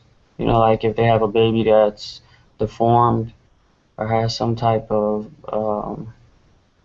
I don't know, like autistic, Down syndrome, you know what I mean? Like, what if the mom just simply like, I don't know. Yeah, I know. That's a really, really scary, dark, slippery slope to go into. And I really don't know what he would think about that kind of stuff. But since he's already thinking what he's thinking about what we've discussed already, I'd say that as far as we know, because we haven't exactly asked him these questions, the sky's the limit. Yeah, basically. All right. Yeah, I'm interested in seeing that because sometimes you see that the morality kind of changes, where you see people kind of like try not to look, not saying that he's doing it consciously, but try not to look bad morally to where they're more okay with one instance of abortion than another, and often you'll hear the medical crisis, the mother may die, you know what I mean, the life-threatening circumstance. But I'm curious as to what about it's no life-threatening, she just knows her child is just going to be born with some type of disformity, disformed somehow in some way. Well, it's basically all part of the whole... And to his worldview, what makes one any more right? Is there one that's more right, more moral, less wrong, more wrong? Is there any wrong? And if he doesn't really advocate abortion hardcore and heavy, would he recognize that in the perfect world there wouldn't be abortion? So I mean, to me, it kind of points to a sin problem. Kind of good way to segue the gospel To towards me, that. it kind of points out the fact that he is just buying into a lot of these liberal lies. I mean, the whole Right. downfall of westernized civilization, I mean, it's a really scary thing. And we see it happen with so many people, not just in the community, but even people outsiders, right? And I think blackjack is just one of those type of examples that, you start believing in some things, you start believing a whole bunch of things, you won't even make any sense. And it's like bro, like, do you even really believe in the whole God thing anymore? Because it really seems like you don't. A lot of this stuff, it seems like you're trying to battle against, like, your inner self. It's like, this doesn't seem like you're fully set on believing what you're actually believing, bro. Hmm. And I think also, us brothers, we recognize it's a tough issue to deal with, and we recognize it's not as black and white, and we recognize the type of effects being pro-choice or pro-life can have socially, economically. We don't look past that. A lot of times people, and if you guys should check out my interview with Antonio, I did a hangout. And I asked Antonio some real tough questions, some real, what's the term? I mean, how do we deal with these things practically? Because what would be the punishment? What would be the crime? All sorts of things, because a lot of times you see people more looking at it from like a national standpoint or economic standpoint, and so we consider that as well. You know what I mean? But at the You end see, of the like, day, the thing is, this actually is black and white. It's not gray at all. The thing is that people just are too scared to admit that it's black and white. We have this thing where we think that emotions and that's what matters. But no, your emotions are not always right. Sometimes the right, true thing can still be objective, despite what your emotions say. We have to get people to realize that, that arguing from emotion, it's not really a valid argument. You have to look at what the facts are. You might not feel good about it, but it doesn't mean anything. I think what Carlos means is that, like, no two situations are the same. Like, I mean, like, you'll have situations to where women have been scared and don't really know what to do, and it's not necessarily that they agree with abortion, but you have these cases to where they've been manipulated into thinking it's okay to kill their babies, or maybe they feel pressure from their family, friends, and peers, and they don't really know what to do, and they just sometimes they fall into that trap. And these are the women or the sort of people that I want to reach, and these are the people who I want to say, like, you don't have to kill your baby. There is a different way. Amen. Yeah, absolutely. I mean, when I mean black and white is that obviously, right, every instance is not the same. Not saying that you should abort your child in any instance, because I'm with you 100%. The reality is that murder is murder, okay? And I think it's wrong. That's human life in there. I mean, I am a Christian. I'm not trying to bash anybody's head over with the Bible, but I'm not going to cower away from my worldview. When I look at the Virgin Mary, it says she conceived and she was with child. It doesn't say Jesus was 2 years old and he was a child. And so Exactly. I think even Scripture points to that. Well, you know what? When he comes back, we should actually point to that verse and see what he says about it, because he wants to know what it actually says in the Bible about if someone was with child or whatnot. He wants to see where it says touches the abortion issue. That's a very good thing to point to. Right. Yeah, I definitely want to bring him to the gospel and show him, because he seems like he said like he doesn't agree with all abortion, and so I think we can all recognize that obviously this world isn't perfect. In a perfect world, there wouldn't be no abortion. But why isn't the world perfect? Why are things wrong? What makes things right? First of all, what is your standard to begin with? He has a conscience and he can sense what's right and wrong, and this is why he tries to make his case the way he does, because he's conscious about being correct. And so the reality is, life is important. Too, because even if he's not correct, it's like I don't want to appear bad to the public and everything. Like, a lot of people are still afraid of that kind of thing. And I think it's not a good way to be, because it gets you to be very dishonest about what exactly you believe, and you end up sounding really dumb when you try to explain your opinions. I think ultimately the issue is that he just is afraid to go against what men says. I think he just wants to please men. Yes, exactly. That's what I've been trying to say. And I didn't want to have to really put it out there that bluntly, but I think you're gonna have to. Next time he comes back, we should just say, like, dude, are you really that afraid of what men say? It's like, what are you gonna have more authority? The men in your life or God? Because there's gonna be the men in your life, and I think you have a little bit of a problem there, bro. Right. Exactly, and the bottom line is none of those men are gonna save you on Judgment Day, bro. Right. Only the precious blood of our amazing King Jesus. And yeah, I mean, and the thing is, man, I used to be for an abortion. I remember years ago, dude. There was many instances where I was considering to get an abortion. Thank God, dude. Like I'm supposed to have like 1 billion kids out here, dude, and I haven't had a child. And so all those instances where I had those scares, I would have most likely went through the way of an abortion. I have siblings who were aborted. And of course, my mother's repented from that view. She holds the biblical view now. The solid view that we hold. And so I know what it is, man. I know what it is to, it's so much, it's so many things, man. It's, first of all, it's man in his heart is a sinner. He has to be this autonomous ruler over himself. And the reality is, God is, he sets the rule. He is the standard. He's given us his word. He's given us his commands. We have a conscience, and he's the king, and we have to see what he says on an issue. And the scriptures are clear. He's righteous. He's holy. He's perfect. Amen. And so he's not a misleading father, man. We can sometimes be in error, but he's not, man. And so, but yeah, I don't know what the heck, why I even go to there, but nonetheless, to God be the glory, man. What's up, Tommy? Hey, how are you? Good to see you. Good to see you too, bro. I'd like to ask him. He seems really concerned about forcing women to do something that they don't want to do. Mm-hmm. But looking at this the other direction, you have to wonder, or I do, if you put the two up side by side next to each other, A, killing your baby, and B, quote unquote, forcing the mother to have the baby, I think Plan B is much more loving. I mean, yes, she may be inconvenienced for a few months, but you have a life that's been saved. So many women who have abortions are riddled with guilt, for what they did, throughout their lives, and they, oftentimes, leads to depression and other bad things.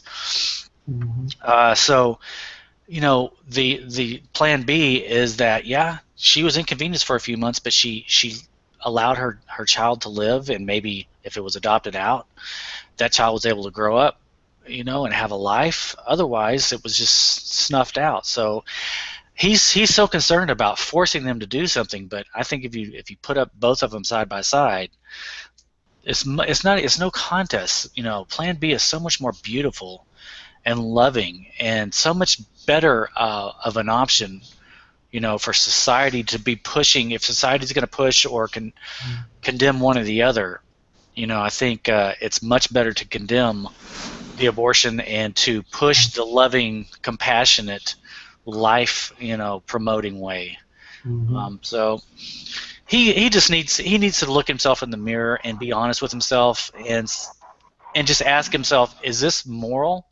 Is chopping a baby up and slitting it and cutting it up and dicing it up, is that really moral? Exactly. If it's not, but I don't know if people would do that as long as the whole liberal bias thing is in the way. Yeah, if it's not moral, then he should not be.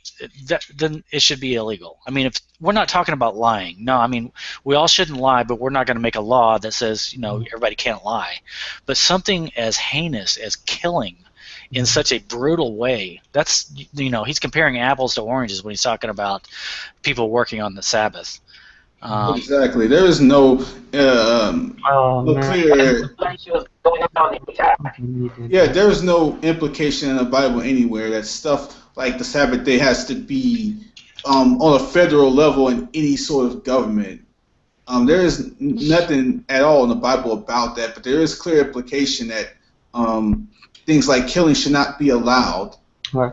Yeah, I mean, here's the thing, man. If atheists, you guys have the freedom, to share your views, but if you're gonna attack a Christian, at least, and I'm not saying this disrespectfully, but it is offensive. I'm not gonna act like I'm not offended by it. And it is offensive when you misquote scripture, you misunderstand scripture, you can't rightly divide the word of God, and then you try to attack us with a straw man. So come on. That's kind of like what the atheists do, though. That's kind of their thing. I know it sucks, but that's kind of what they do. Otherwise, they really don't have too much of a leg to stand on. So. No. Really quick, does someone in here have Emmanuel Karkari blocked? Yeah, I have him blocked. I was just about to ask you about that. I'm wondering who blocked him, because I don't even know who he is, so I do not have him on the block list. Yeah, he's a good guy. I never had an issue with him, so I was just wondering. Yeah, I got him. Maybe Blackjack does. Let's ask him when he gets back. I don't even want to even get into why that happened, so I'm not gonna even. All right, we'll just leave it at that. He was also saying that abortion, or this whole issue or pro-life was a religious issue, but our nation was founded on the idea of life, liberty, and the pursuit of happiness, and he's already acknowledged that the unborn child is a human, and so if it's a human, then I don't see, like Antonio was saying, he's got some arguments, but he seems to be self-refuting in so many of them. He's inconsistent with his reasoning. I mean, in the hangout that I was having with Antonio, we were able to show the people that this has been an issue even in the ancient world. A lot of people may not know that. This has been an issue. I mean, let me see if I can pull up the exact year, how long people have been discussing this issue of abortion. It's around 460. I mean, during Plato time and before Plato's time, the actual issue of abortion, terminating your child, and there were many people who weren't Christian. You know what I mean? Weren't Jewish, weren't Muslim, weren't whatever religion you're gonna try to pin. And you even had these Greek philosophers, dude. And all these people from the Greece period, Rome, all these times who actually did. Many of them disagreed with abortion. Yeah, of course you had your people who wanted to be who were for abortion, actually were into some type of eugenics, like Plato. Yeah, I was going to say, he's probably the type who will be standing in line to fight for the idea that the elderly should be killed. If they're sick, or maybe someone's handicapped, he's probably going to be, and that's coming, in society. It's already here in Canada. But the scary thing is that it's happened, and it could happen again, right? Yeah, well, it's coming. They're gonna get to the point where, especially with Obamacare and a lack of funding to ensure and provide health care for everyone, they're gonna probably start trying to usher people out to the other side and terminate lives early. Terminate the sick, terminate the elderly, terminate anybody who doesn't want to be here. It's the floodgates will be open, and it's people like him who are going to be fighting for that. So it's kind of a pro-death mindset through and through. So he's not going to be pro-death just with this. It's kind of a whole pro-death mindset. The problem with people like him is it's the Bible. It's what the Bible says, that you can't serve two masters. Right. He wants to have his foot in the door in the kingdom of heaven, but also wants to have his foot in the door here in the world. He's a Christian? Yes, he claims to be a Christian. Okay, that's good. That's all right. That's good. Okay, all right. I thought he wasn't Christian. Woof, man. He definitely claims to be a Christian. Right. More irony, I mean, yeah, I know the issue of abortion is not what saves, man, but nonetheless, man, I mean, it's kind of hard to say, because a Christian is a biblical Christian. Catholics and Eastern Orthodox and Jehovah's Witnesses and Mormons, those are not Christians. I don't give a damn. I don't care what anybody tells you, what any ecumenical tells you. If you preach a work salvation gospel, that you have to do these type of works, that you can lose your salvation, that it's up for you to keep it. Oh, I'm not gonna say that. If you're saying works, if you're saying it's works, I mean, it's what Paul said. It's what Paul said. They want to say I'm a Bible thumping, fundamental, crazy type of dude, but in the end of the day, hell is not an hour-long session. It's not a 100-year session. It's not a 2,000-year session. So I'm going to be passionate about it because people don't just go there for a week or two. We believe it to be eternity. And so it's important to get the gospel right, first and foremost. So if he's a biblical Christian, it's going to be hard for him to point towards the Bible to try to prove that whatsoever. Did he use scripture? Has he brought up scripture yet? No, he hasn't brought look up scripture. Interestingly, he is not. You'd think he would if he actually is like a Christian basis for this kind of thing, but I guess not. No, right. He hasn't. It's important we find our source in the Word, man. We have to go to the Word first, man. Yeah, man.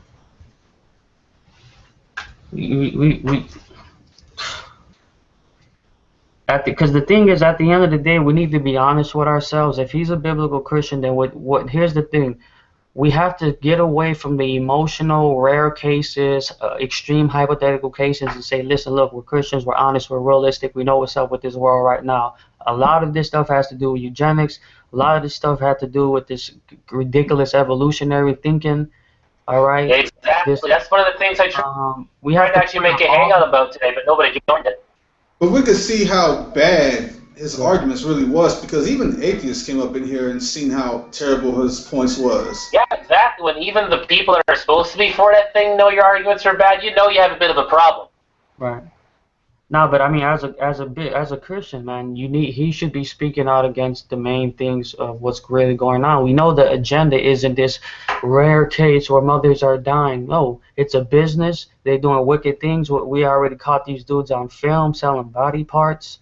All right, you have a lot of people who are doing it out of convenience, doing it as a tool of eugenics. It's a wicked practice. It's abominable. 3,000 a day. You know what I mean? So I mean, I understand when I say I understand, I can see where he's talking rare cases, but if his overall attitude is just like it is what it is, they let them do what they're doing, then obviously you have no discernment, because you're supposed to discern things. Okay, you see an organization, you see a person, you see a people, you see a person trying to indoctrinate you or tell you something, teach you something. You're supposed to discern that.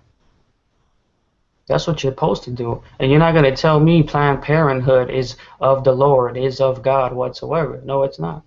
Margaret Zanger, whatever her name was. Margaret Sanger. Yeah. She was a wicked person. Yep. She was wicked.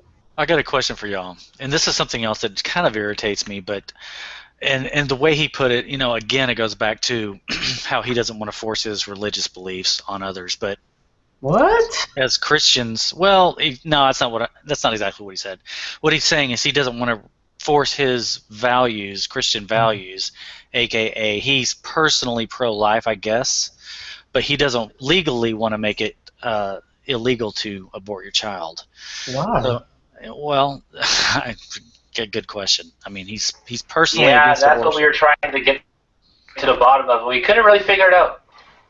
But my question was, as Christians, I mean, personally, the way I look at it is, what would be wrong or immoral for Christians to basically, when it comes to formulating a legal system, ask what would Jesus do? How would Jesus live? How would Jesus, want society to be? And then construct a society based on those values. The biggest thing's more looking at the point about him not hurting the liberals' feelings. So of course he's not going to think about it that way. But the thing is, there is nothing wrong. He should actually think about it when it comes to laws. I know. You actually make a good point there. I fight, because I fight for the Christian worldview because I'm a Christian. I'll gladly let the atheists fight for their worldview. They have the worldview of death. They're welcome to that. And exactly. It's really messed up. I mean, you'll even know how Steve blocked me, because I can even debate about that stuff. Why can't Christians or fight for discuss Christian it. values? Why can't we, aka push? I mean, our values, which is Christ's values, and construct a society around that. But here's the thing that you said, Tommy, and I know this brother just got back, so we can let him speak and welcome him back. And I just want to say this last point. You are absolutely right. At the end of the day, it is what would Jesus do, but it's also about the family, man. Let's not forget, this is about family, and a lot of this stuff is happening, right? It's because people are not valuing, they're not respecting the order of life. And we're not supposed to be out here constantly fornicating and committing adultery and sleeping around and getting people pregnant and just killing babies out of convenience. You know what I mean? It's about the family, and until we have to be, and if we're gonna go to the Word and what Jesus said, we can go to not only how he viewed children, how he viewed life, okay, people made in the image of God, but the role of the family. Men these days, I mean, like we're not even reproducing like we're supposed to. It's like probably like 2 kids per woman. You know, I'm not saying hey have 10,000 kids, but people used to have a lot of kids. You know what I mean? People used to value the family. People value their name. People value their future. And so that's when you have more people who are just about whatever pleasure they can do, whatever makes them happy. This is why society is crumbling before our very eyes. Well, I think it also has to do with the fact that people don't seem to know that they actually have to choose one. Okay? You can't just be on both sides. That's the thing. Right. Like, you either are for the world or you're for God. And it seems like Blackjack seems to have this thing where he tries to balance it out. And I'm afraid you can't just do that kind of thing. And that, I think, where a lot of half the problems are coming from when it comes to this whole abortion topic and all that. And he's trying to balance them out, and you can't do it. Amen, amen, Yep. amen. And that's the thing. What people have to remind ourselves is when we call ourselves Christians, we know that originally was a derogatory term. We know that was used to belittle those who were followers of Christ. And we know that, but the scriptures say if a person is a Christian and he suffers as a Christian, it's a blessed thing. It's a righteous thing. Let that be accredited, because blessed are those who are persecuted in His name. And so we didn't sign. At the end of the day, you're gonna be persecuted because let me tell you, man, the way they hate the Lord, they hate you. So they can be your friend, they can be your buddy, but when S hits the fans, all right. They hate the Lord, they hate you. I mean, you can still be respectful, you can still be nice, but you know what? There's also, like, I'll finish this point right quick. There's also people who teach against hate. Listen, there's certain things that you can hate. You can hate robbery, you can hate wrongdoing, you can hate injustice. How do you love? One of the ways how do you love God? By hating what He hates. And so as a believer in Christ, man, you should hate these things, man.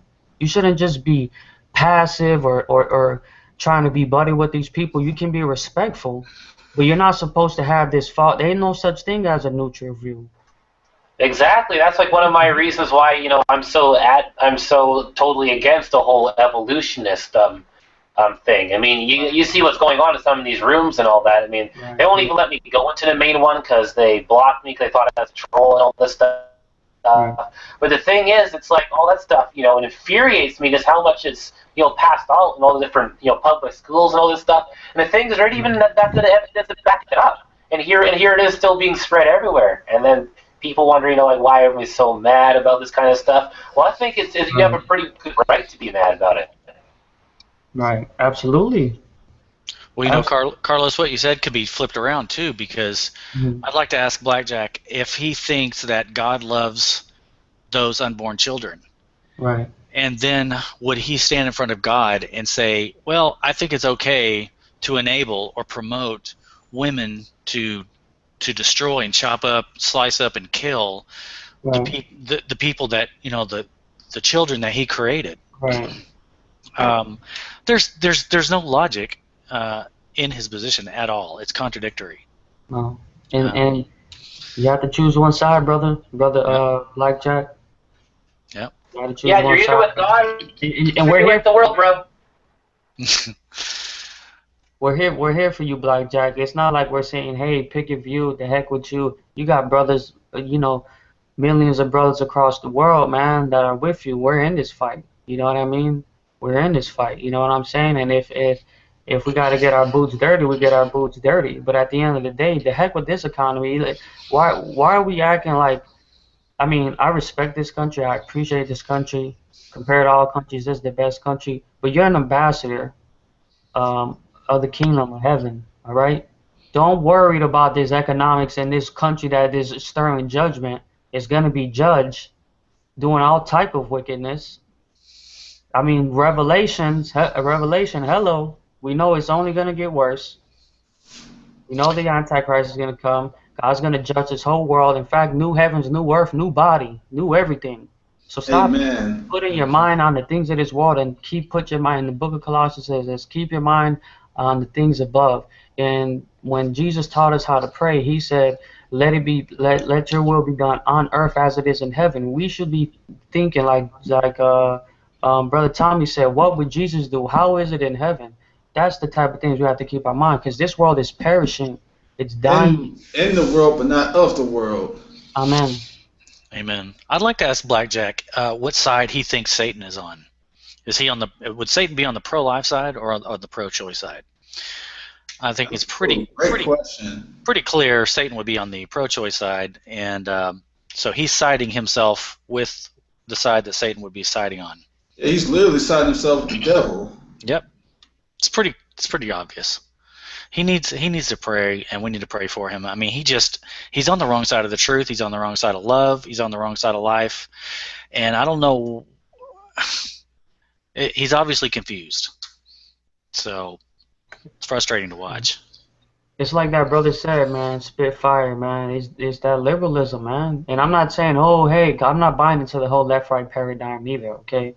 I'm not getting caught up in that nonsense. I know what they try to do with Christians and how some of these Republicans try to pimp out our faith and whatnot. So, but at the end of the day, it is a lot of it is that liberal mentality, dude. And it's not even genuine liberalism.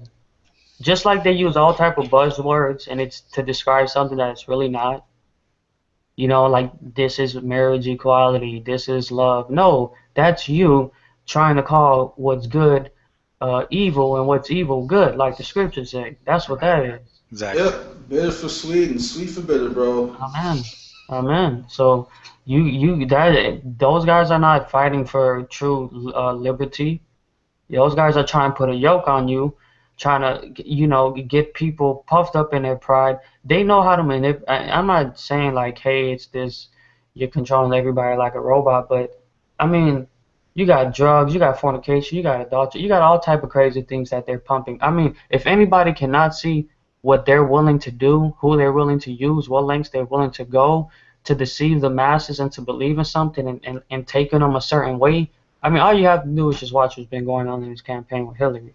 She's literally been trying to make Donald Trump, who I'm not saying is an angel himself, but literally lying on the man, doing her best to make him seem like a racist, and she should be in prison serving like 10 life sentences right now. But nonetheless, man, my point is this, man: don't defend those liberals, man. Those dudes are not true liberals. They're not true progressive. Many of them are reprobate. Many of them are promoting a licentious lifestyle, debauchery. So you can love them, you can respect them, but you don't compromise, man, whatsoever. You don't think they're gonna hate you? You think everybody's supposed to love you as a Christian? Unless you listen to Joel Osteen, maybe you don't want to step on those type of eggshells. Yeah, but at the end of the day, the reality is there's only one name under one people must be saved. We talk about an objective truth. Don't give me this subjective, it depends nonsense. Yeah, I call him Joke Osteen. Joel Osteen, he needs to repent, man. Joel Osteen needs to repent, man. But yeah, I think you actually made very good, valid points back there. So, and until people are willing to realize what you're saying is true and all that, and really look into things for themselves, I really don't think there's too much else we can do at this point. And as far as if Blackjack is actually going to get back on the microphone or whatnot, maybe he's just kind of going to sit here. So. Well, he could be in the middle of something, to be fair. I don't really know what's happening. He said he would be back, so I don't know. Well, I'm not going to stick around forever because I kind of have some stuff to do. So Well, I'm I'll just definitely asking you to give it do a that. minute. Right. I'm probably just gonna end the hangout right here anyway, but I think the most appropriate way to end this would be for Brother Carlos to give the gospel because I like the way you speak when you talk about the gospel, man. So before we end this, just give the gospel for us and send us off, brother. Thank you, brother. Appreciate it, man. First and foremost, man, thank you for having me, Antonio. Thank you for this platform. I thank Blackjack for even participating and having the willingness to dialogue and challenge other people's views and have his views challenged. Thank Tommy, Spitfire. Nice to meet you, by the way. And thank you guys for listening in, man. It's always important to dialogue, right? We're all mature people. We don't want to talk for nothing. So let's try to learn as much as we can about one another and be willing to learn. And so there's something that's important for people to know. They call it the gospel, they call it the good news. Before I can honestly tell you what's the good news, I have to let you know, I have to remind you of the bad news. And this abortion issue, it just reminds me that we live in a fallen world. Death, murder, lying, adultery, all types of wickedness. We see it in all religions. We see man trying to redeem himself to a god or goddesses. We see man knowing that he's fallen because the scriptures say that we all have fallen short of the glory of God, all of us, and that payment for sinning against God is death. And so God sent Jesus Christ, his son, to pay the penalty for sinners, that those who will believe in Christ may be saved from the judgment to come. We've all fallen short, me and you. Doesn't matter if you robbed 1,000 banks, if you robbed a few stores, if you robbed a few dollars. Robbing is robbing, lying is lying, stealing is stealing, and we're all sinners. We need grace and we need forgiveness. And so I urge you guys to repent. Basically, put your faith in Christ, trust in him, trust in God alone for salvation. There's no way we can go to heaven on Judgment Day and give him our own good works. God's a righteous judge. He can't be bribed. He can't be conceived. And in the end of the day, it's by his grace alone. And so I urge you guys listening right now to put your trust, your faith, and completely in Jesus Christ, the Lord God, Yahweh, who died and rose on the third day for the remission of sins. That's the good news. Freedom, new earth, new heaven, new everything, man. And so we'd like to see you guys in heaven, man, in the day to come. But that's the gospel message. Thank you guys for listening. God bless. Have a great night. God bless Wake you up too, to the brother. truth, people. Open up your eyes. Guys, come on. Amen. Thank you so much for that, brother Carlos. And Thank you. did you have something else you wanted to add to brother Tommy Hall?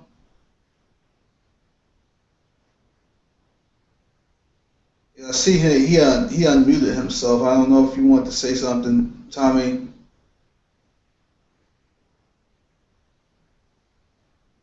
Well, I can't really. If you're trying to talk, man, I can't hear you. Yeah. Well, not that I don't want to hear what. Okay, he says audio's out. Hello? Yes, Hello? sir. Oh, okay, sorry. Oh, I don't know what happened. I got muted. No, I think right there is probably a good place to end it. But I thought that was beautiful, and thank you for that, Carlos. Amen. God bless you, man. Amen. Did you have like maybe one more thing you wanted to add, Spitfire? Yes, I did, and I think this just shows just how backwards our society is, and we really just got to look at things and go, just because it feels right doesn't mean it actually is right. Look at the Bible and see what it actually says.